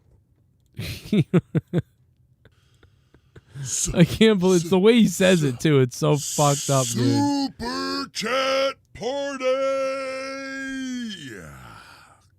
Oh yeah. Interim coach OC for Seattle and Super Bowl versus Pats. Oh, listen, man, Mr. Pico, I told you, man. Oh god, if the Patriots could go to the Super Bowl, how wonderful for me would that be? I mean, people would hate it, but maybe they wouldn't. I don't know. Maybe there's some sympathy there. I don't know. Maybe not. I doubt people would be happy, though. But I will be, obviously.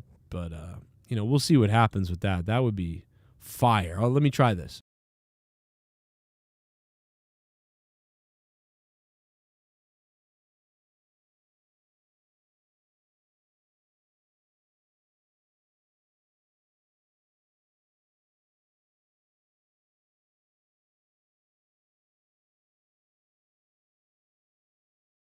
Exactly, Gerald. That's why I got to mute it. Don't go against the YouTube overlords. That's true. That's true, Gerald. Yeah, that's why I'm going to mute it, you know?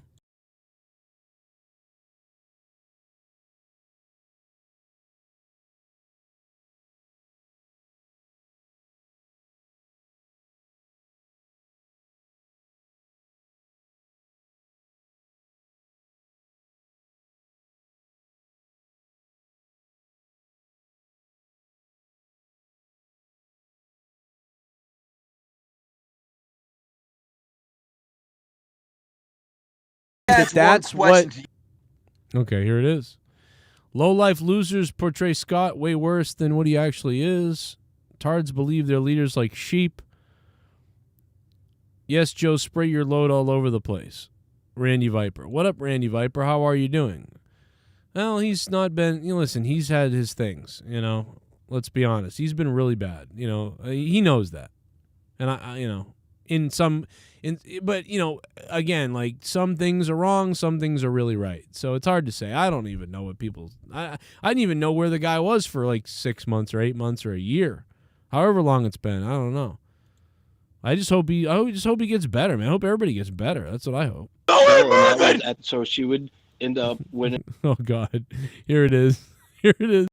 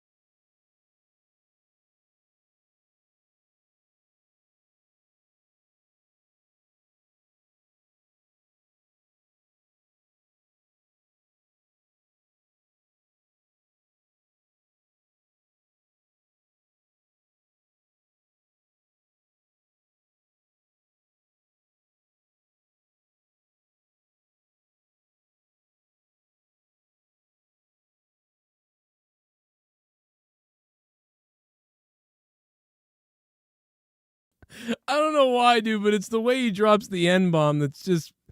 I don't know why. It's fucking hilarious the way he drops them. You don't got control, fucker! Like, why didn't he say that, you know? Oh, my God, bro. Oh, my God, dude. All right, here we go.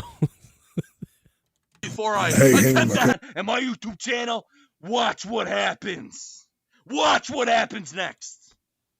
I got more proof than this of what you fucking people been doing, hive motherfuckers. I got way more proof. And more is coming. I'm gonna fucking end all of you. Proof of what?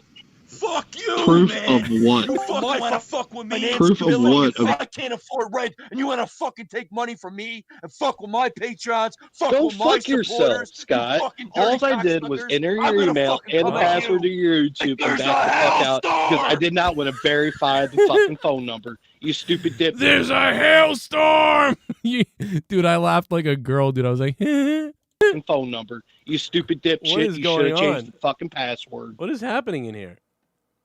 I'm gonna fucking kill you, Marvin! I'm being exposed tomorrow night on Drama Club. I'm gonna fucking kill you, Marvin! Fucking done! I got all the screenshots, Marvin! Everything that you and the Hive been doing to Joe Cronin for 6 years! Going to me, going to this community! The You Hive trolls died and like stir the fucking pot. 6 years ago, Scott. Stir the pot! You Fuck fucking off think with you your got stupid control! bullshit. You don't got control! Oh my I God. work my ass off and get on YouTube and You don't got control! Oh my I God. work my Jesus. ass off and get on YouTube and bullshit. I'm gonna end Fuck you! off, dude. So wait a minute. Marvin was just talking shit about Shell, Joe, before we got on the call. Marvin was talking shit about Shell, but soon as he was on air, he couldn't talk shit no more. Hey, Fucking I'll fake tell you fuck. what I said about Shell. But wait a minute. I'll tell you what I said about Go Shell. ahead, and that Marvin. was at the Go time ahead of the before I lose Monetized my voice. Championship. I felt that she was trying to. You wanna take my second income away from me? You wanna fucking strike Drama Club? To take my fucking money? You know what I did with Junebug the other day for Joe Cronin? Junebug asked me, he said, Scott, I can support you. I can't afford rent this month. I said, Junebug, no. You go give that to Joe, brother. You control. Oh my I God. was fucking 6 years ago, Scott. Stir the pot. You Fuck fucking off think with you your got stupid control. bullshit. You don't got control. The uncensored version of that is up on Corrupted Nation on my other YouTube channel. So if you ever want to hear that, it's fun. I don't know why it's funnier without the censor, but the way he says it, I don't know. It's like the worst. I don't know. He's literally talking to a chubby white man, and he calls him that. Yeah. Well, there you go. You wanted to hear it. You wanted to hear it. You got to hear it.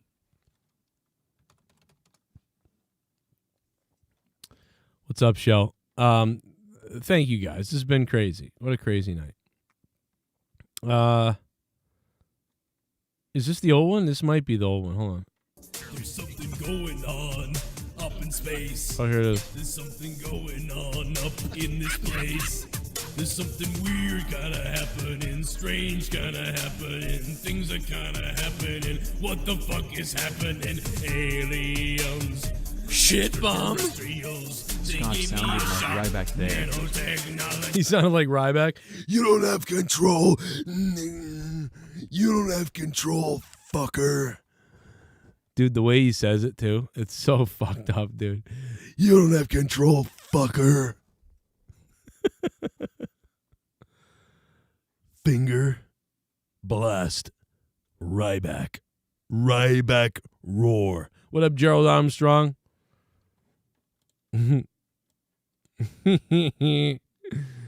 Oh, my God.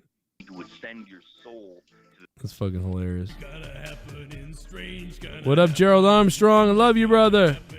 What the fuck is happening? Aliens, extraterrestrials, they gave me a shot. I might have to bring Scott back. Rah, rah, I'm not me. And you're not you. La la la la la la la la la. And we're not we reptilians are living in our hearts. I'm not me. You're not you. La la la. I'm fucking crazy. Split personality. Scott McKinnon. La la la la la la la. What is the... Wait a minute. What do you mean? Oh, my God. You're right. The clip from the other night. I know what you're talking... I forgot what you were talking about. Did I put that up separately? God damn, that was funny.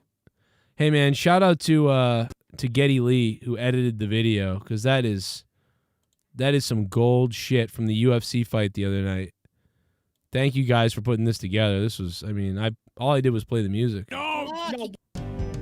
As long as she's under 18, I can get hard and rock in my hand. Here I come.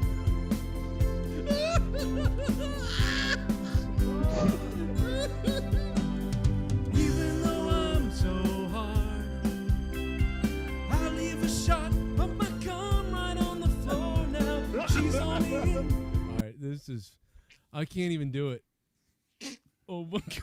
Wouldn't it be funny if they put like the camera to hide that? He's got it. Thank God I took that off when I did. He showed another crazier picture and thing. I don't know what the hell you guys do behind the scenes, man. These pictures of this guy and whatever. Oh my God, bro. And I almost aired that. Thank God I didn't air that. I didn't, because he was just sharing it in the Discord. But wow. I mean, it's going down in the Discord. Shout out to Gina. I took it off. I took it off. Oh my God.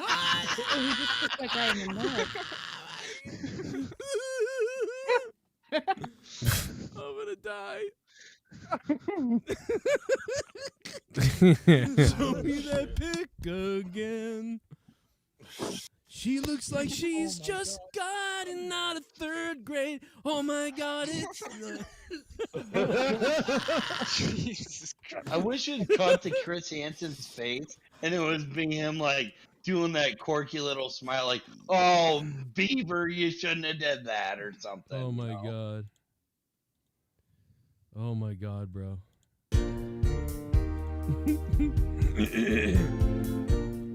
Oh my god. This fucking music. Show me that pic again. I could get hard in 3 seconds faster. She's only 18. Is ready to begin. As long as she's not a toddler, I can get hard, baby, right in my hand. It don't matter. Oh my god. Gina. All right, we need to stop. Dude, when you said that in the guitar fucking solo. Oh my god. I'm sorry. Oh my god. I can't. Best UFC 269 ever. Oh, yeah, I think we killed Gina. Keith's Voice like, as long as she's not a toddler. As long as she's not a toddler. Sad thing is, the only reason I'm oh my god is I can fucking see it. Oh. I can see him singing it. Oh yeah. Show me that she's a kid. I can get her in a minute without trying. She's only way little. The best is ready to begin. As long as she doesn't have a father, I can come over and be her best friend in the rain or shine. She's all mine. We could be happy, sharing the laughter and love. Hey, wait a minute. Which way to the bleachers? I don't do it. I don't do that anymore. Oh my god, yeah. Oh my god, I'm gonna explode. Oh, who are you? What the fuck, dude? Getty Lee.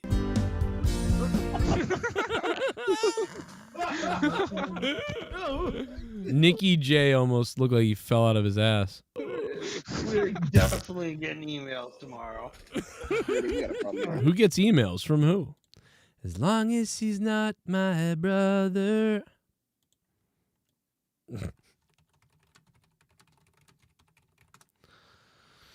Jesus. I'll be all right. We'll figure it out.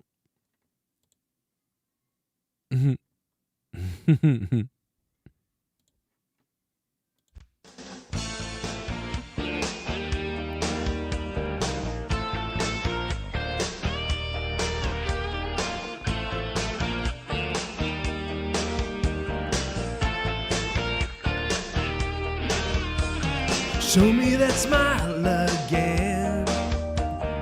Don't let another come shed on the waiting. We're nowhere near the end. And the best is ready to begin. As long as I can get hard. And she's under 8, baby, we're loving fine. I'll pick her up at school. I know I'm gonna get so hard. As long as she's not got a father, I could get hard, baby, right in my hand. Baby, she's mine, you and me. We could be happy, sharing the laughter and fun.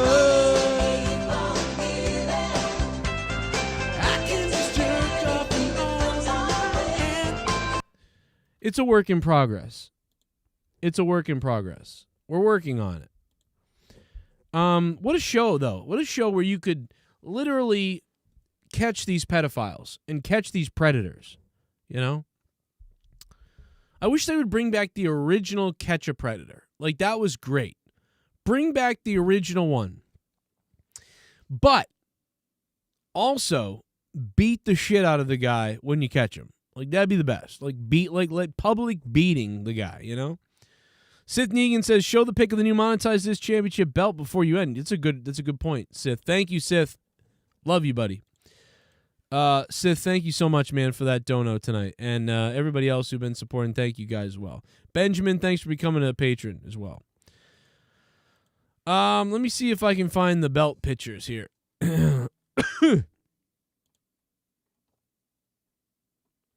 This is not it.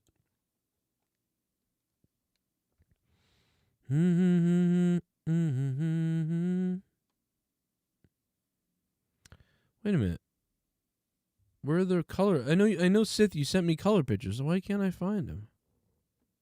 What the hell? Why can't I find all? I can find all the old pictures. Why can't I find the new ones with the color? Like you emailed them to me.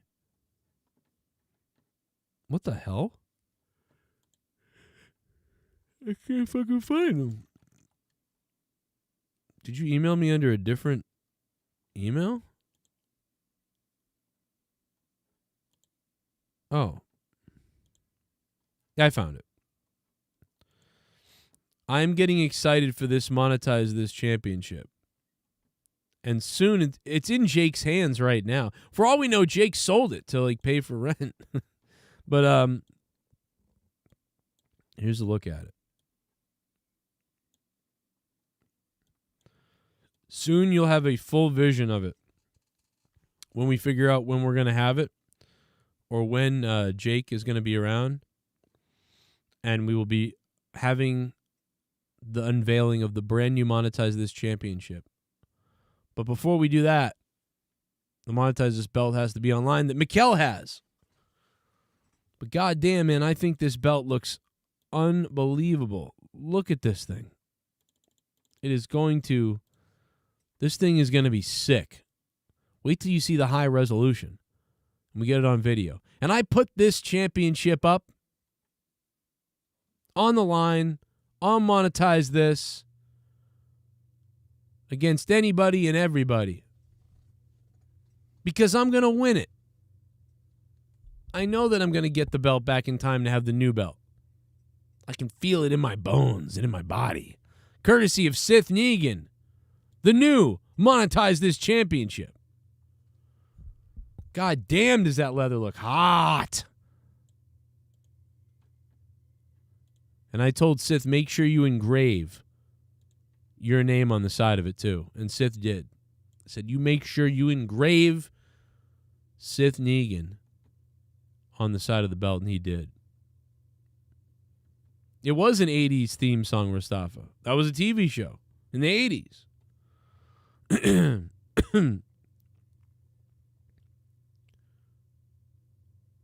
No, I got him, Sith. Don't worry. I got him, baby. You and your typos? Look at my typos. You know? And yeah, I gave Sith his blessing. I said, my blessing. I said, put your name on that belt. I wanted his name on that belt. I asked him, I begged him to put his name on that belt. And Sith said, you really want to waste a spot with my name on the belt? And I'm like, fucking, it's not a wasting a spot, bro. You paid for the belt. Put your fucking name on the belt. And he did. I believe he did. So that's fire. Anyway, you guys are all fire. Ooh, Randy Viper thinks it's going down there. John Wills, thanks, man. What's up? Yeah, bro, it's pretty goddamn awesome, isn't it? As long as she doesn't have herpes. Oh, really? Fuck. Oh, God. I'm going to go down for my 80s show. I did get a copyright thing. Oh, you know what? I'm probably going to get a copyright thing tonight, too, for playing it. So there goes. Well, we don't need to be monetized because you guys monetized the show tonight, so I don't got to worry about it. I mean, because normally I might have made $12 in ad revenue on this show tonight. Whatever. So $12 out the window. But we don't need it because of the other support. So, boom. You know? Well, I think we'll have some fun tomorrow. At some point. I might be on early in the morning, maybe, potentially sometime in the afternoon time, maybe. And I will talk about some of the wrestling news that potentially could be going on by the afternoon tomorrow before I get back to what I got to do and work and stuff. And maybe tomorrow night be on. I don't know 100% yet. But I know that I've been on here for, 3 hours and 23 minutes. Holy shit. It's a long AEW review solo. Yeah, now monetized this actually gets ads sometimes. It's weird. It's like, what the hell is this?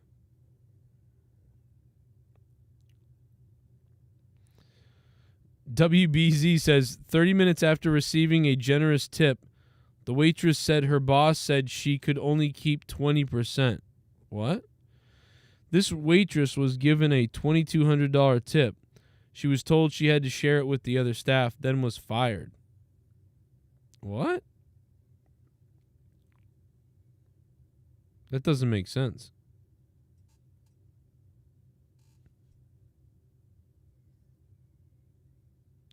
I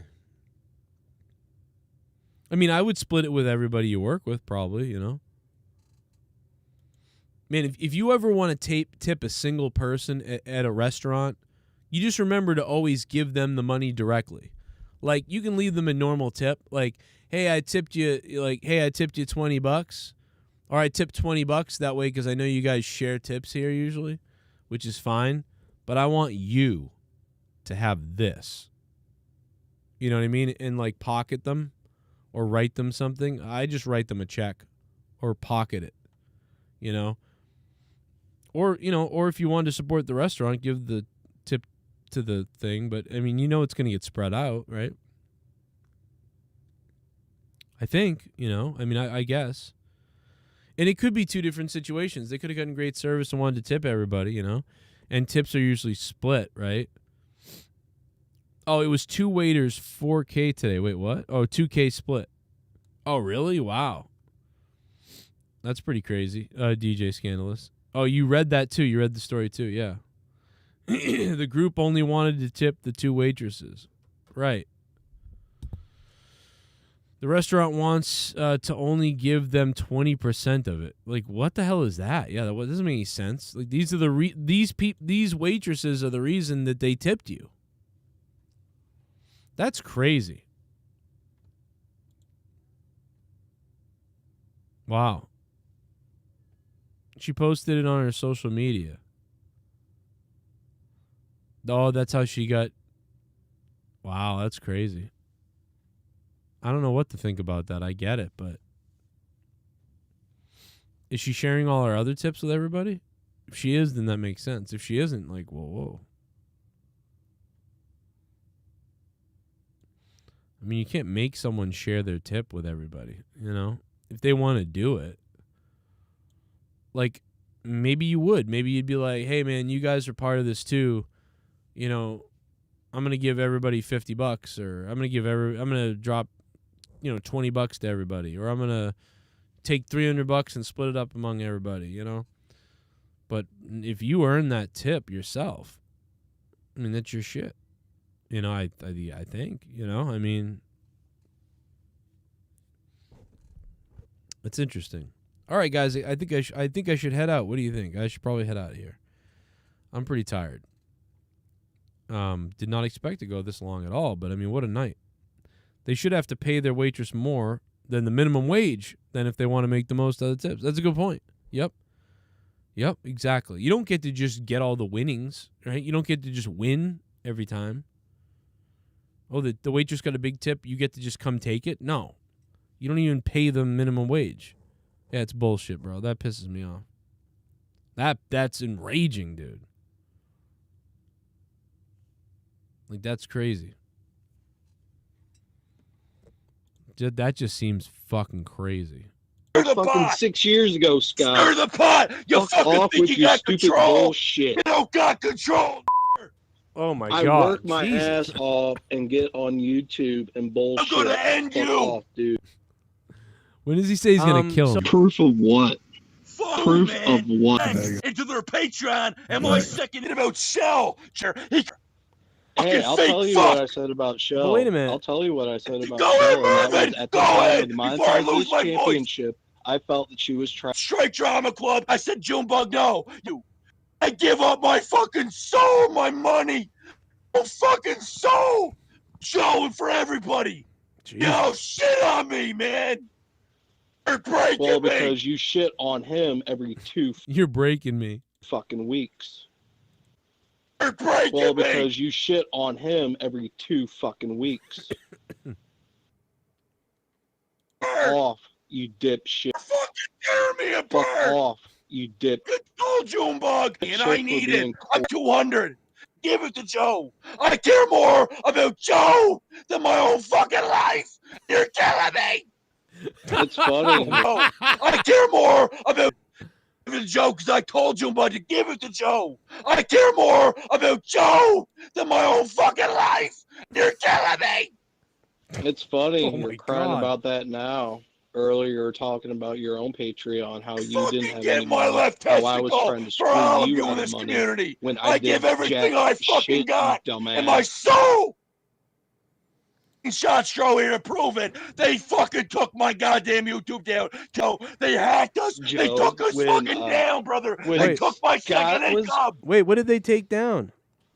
Took down, brother. Oh, the Fucking a club for a week, brother. Fucking oh, crying, the Joe. brother. They're down drama club Nothing. for a week, brother. Fucking the crying, Joe. They're killing me, brother. the YouTube No, channel. he's Telling crying me. because this shit happened like fucking months ago. When he They're was trolling shitting on you, Old Joe. Man Davey for Marvin and the fucking 2 Hive days, told you fucking for months 6 straight, years. he did not change his drama club password, and he gave it Old Man Davey, Mars, and YR. Oh, but so me, I thought you said tried I thought to go Tiffany in was there good. and I thought delete the channel, and he was shitting on me, shitting on Old Man Davey, and Tiffany. I thought My goddamn YouTube down. Tiffany Rodriguez asked me. He said, Scott, I can support you. I can't afford rent this month.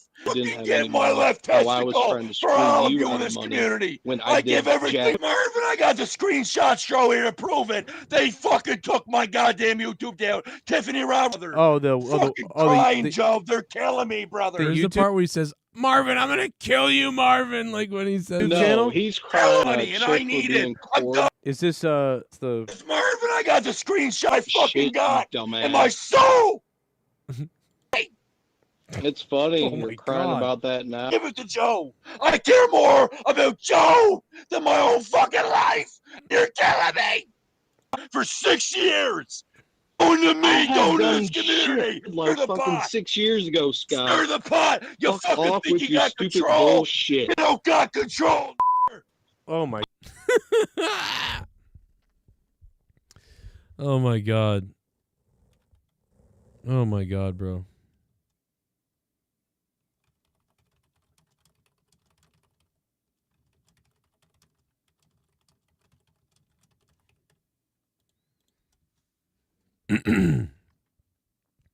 That's a classic rant right there. You don't got control. Oh my I God. work my Jesus. ass, You you got stupid control. bullshit. You don't got control.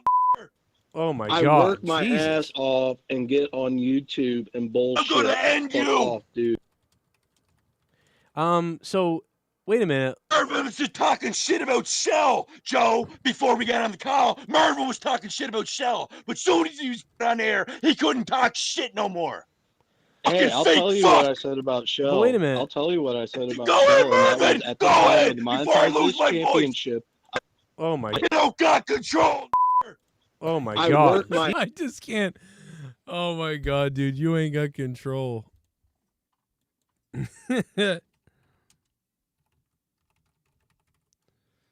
Oh my God. Can we put a beat to that?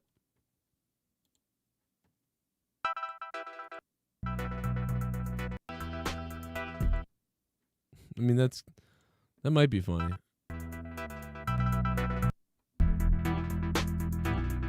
Control. Oh my I God. work my Jesus. ass off. You don't got control. Stupid Control. bullshit. You don't got control. Oh my I God. work my Jesus. ass off and get on YouTube and bullshit. I'm gonna end Fuck you. off, dude. Hey, before I lose my voice. Go ahead, Marvin. Go ahead. You're Well, breaking me. because you shit on him. You're Well, breaking me. because you shit on him every You're breaking 2 me. fucking weeks. Like, and out of nowhere, that 200 God and my soul.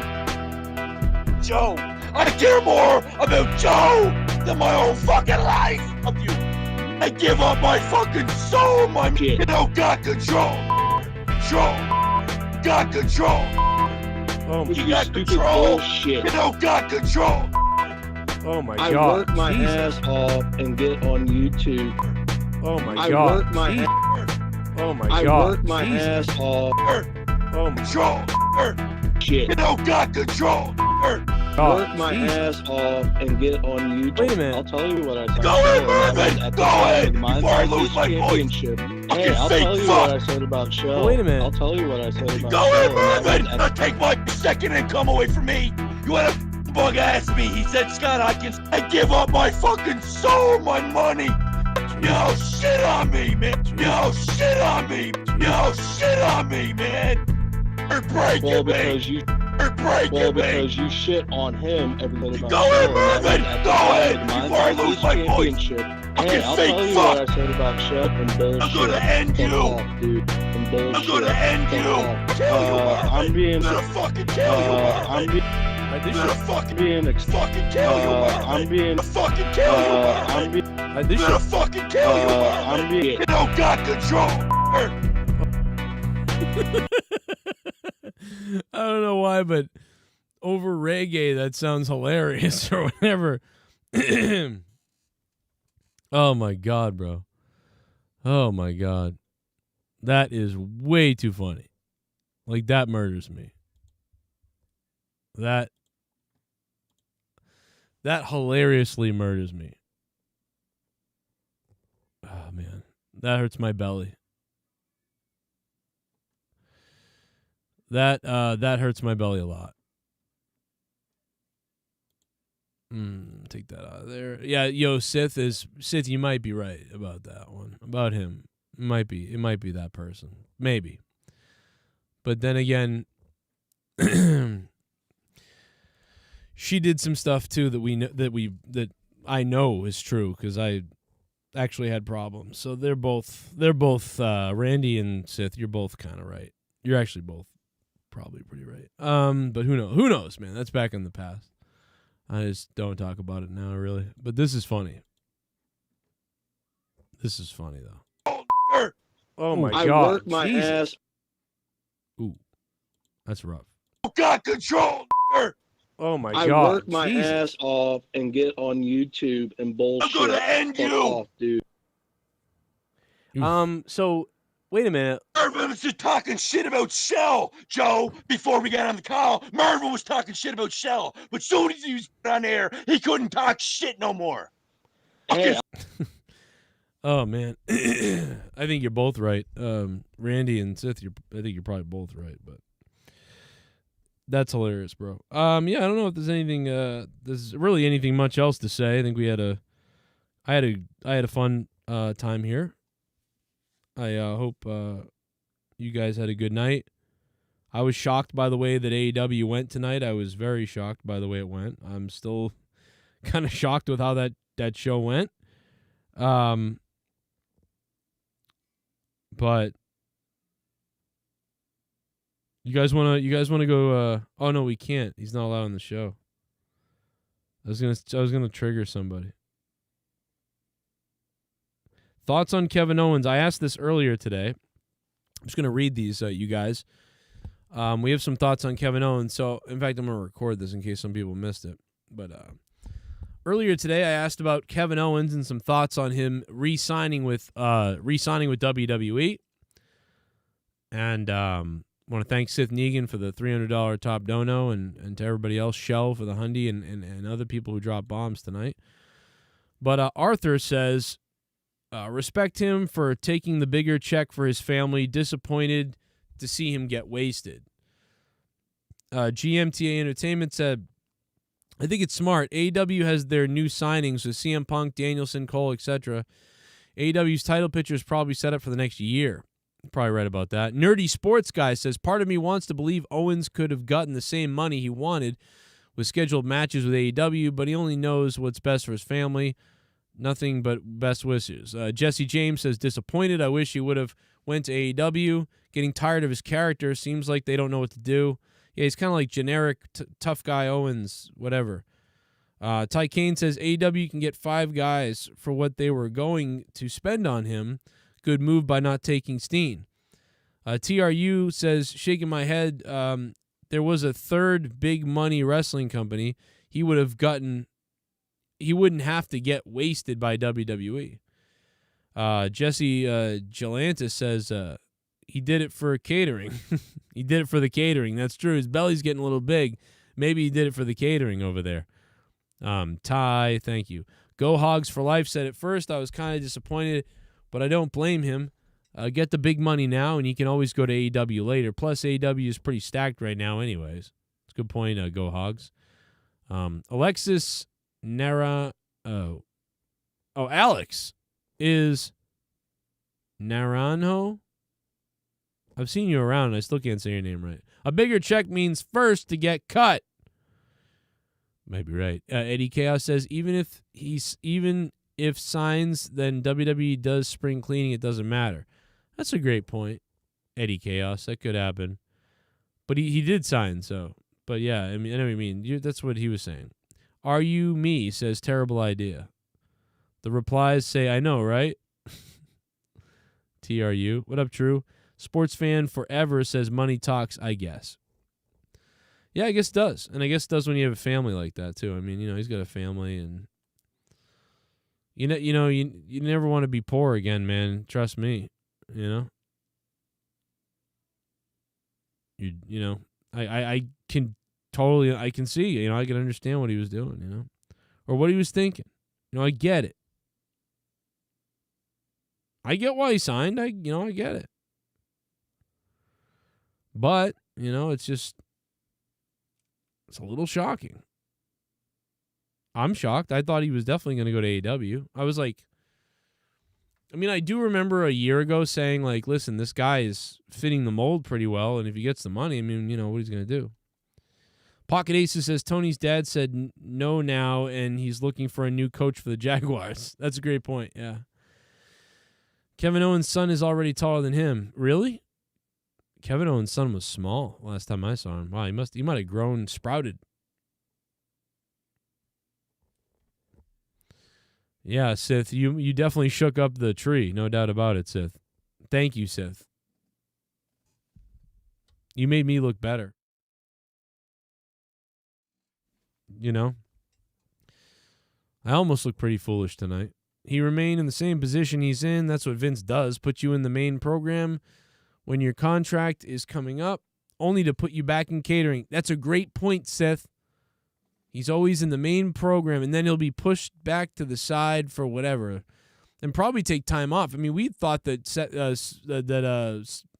that Owens was taking time away. We thought that, and we know that Seth doesn't care too much anymore, because Seth even said, Kevin even said, like, oh yeah, I just need to take time off and relax. And I think Kevin is kind of mailing it in. I think he likes mailing it in at this point. Like, hey, just go out there and do whatever and support my family and hang out with my kid. I think he's happy to hang out with his kid. He's sort of, I believe he's in a similar situation that AJ Styles is in, where he's like, listen, let's just make the money, do this. I'll always have a passion for it, but it will come back more later. I'll just go out and do this and entertain the people and really just be able to spend time with my family. That's all. I don't want to have to go proving myself and dick around somewhere, for less money. Just take the paycheck at this point in my career. He spent so many years in Ring of Honor. He's a guy that never should have made it in many ways. He should have, because he's great, and I love that he's here. I love the guy. But you know what I'm saying? He's like amazing that he's there, and amazing that he's in the position to get the money he's in, he probably feels. And so just keep taking the blessing. I get it. You know what I mean? I don't know.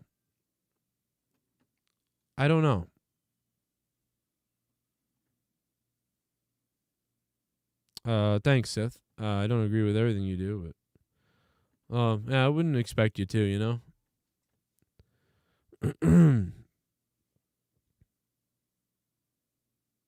It would be great to see Vince It'd be great to see, but Vince will never make it so. That's true. He'll never make that so. You know, he never will. That's very true. You know? But yeah.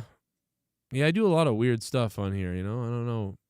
You can't like everything, I guess. I don't even know specifically what I do, but I know that it's weird. My comedy stuff is out there, and my weird shit is out there. No doubt about it. Or whatever I do. I don't even know what I do.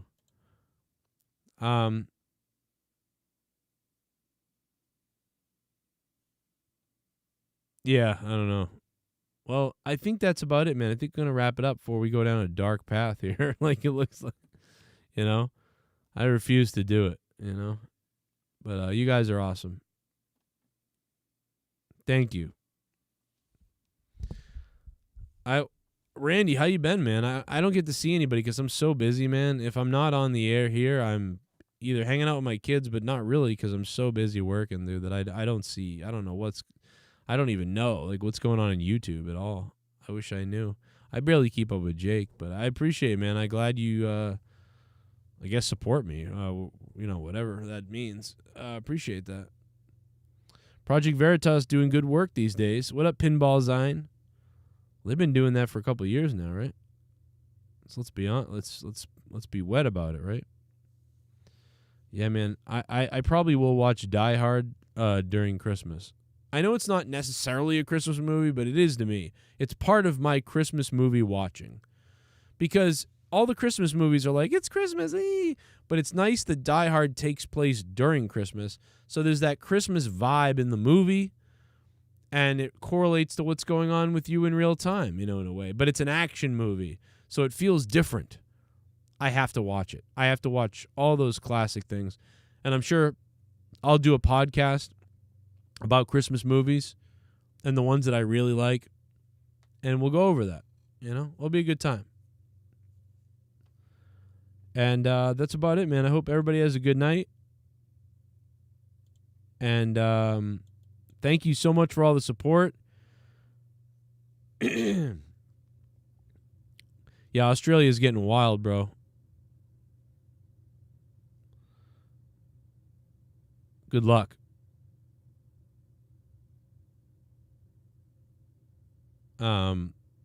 Appreciate it, man. A lot of people want to stop you guys from supporting me, so I appreciate what you did tonight. A lot of people want to stop you from watching me, talk weird shit about me, probably want to stop, support, whatever the fuck they do. You know, whatever people do for whatever evil reasons, I don't know. Or paint me in a bad light as best you can to make yourself look better, whatever the case has been over the years. So much appreciated, man, that you guys still give me that support, man. Let's kick some ass. You know, or Joe, I may have to go nuclear. You know, you never know. Appreciate it. Or just fuck it. I'll see you tomorrow at some point. Thank you so much. Check out patreon.com/Joe Cronin Show. Thanks to Shell. Thanks to Sith. And everybody else. Soundwave got it kicked off earlier. Randy Viper, Gerald Armstrong, Mr. Pico Boulevard. We got Crazy Horse was in here. Spider Clam. Shell with the 100. Sith Negan with the 300. Todd Fair with the 32 pickup. Furry Balls Plot Menacingly. And we got Paul 3. Alex Oli. Thank you guys. I will see you soon. Going on up in this place. There's something weird kinda happening, strange kinda happening, things are kinda happening. Thank you, Sith. What the fuck is happening? Aliens, extraterrestrials, they gave me a shot. Nanotechnology. I'm not me. You're not you. I'm fucking crazy, split personality, Scott McKinnon.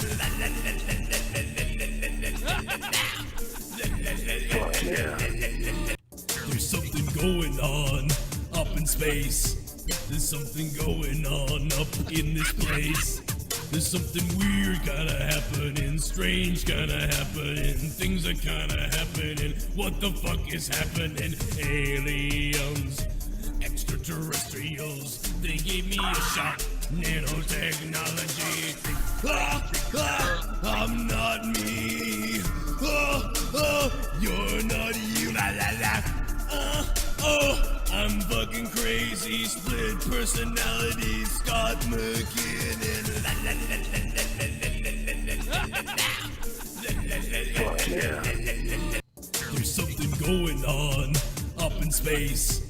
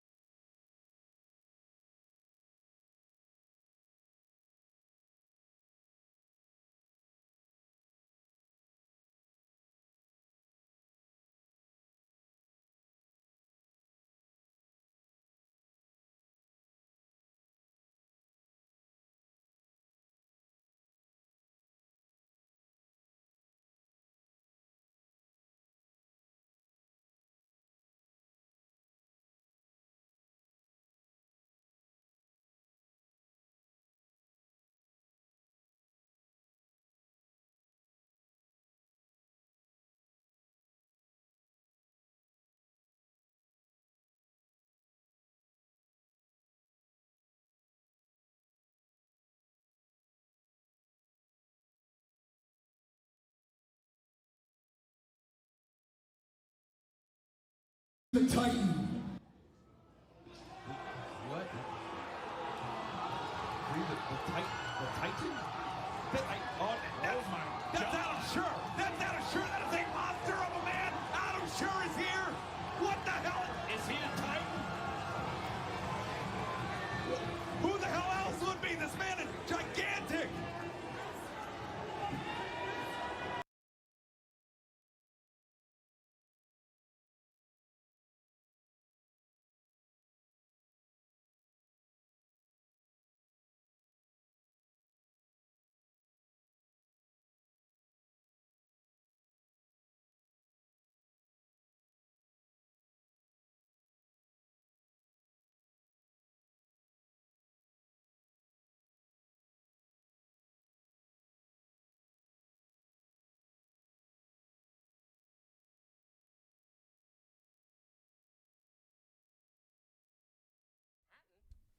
Shout out to our buddy Loki, baby. Fodder making it on Ring of Honor with EC3 and the Adam Shear, Braun Strowman debut, man. Forgot to mention that. Just wanted to give him a shout out, man. He's been a big supporter. Awesome dude for a long time. Good to see those guys over there. Awesome shit.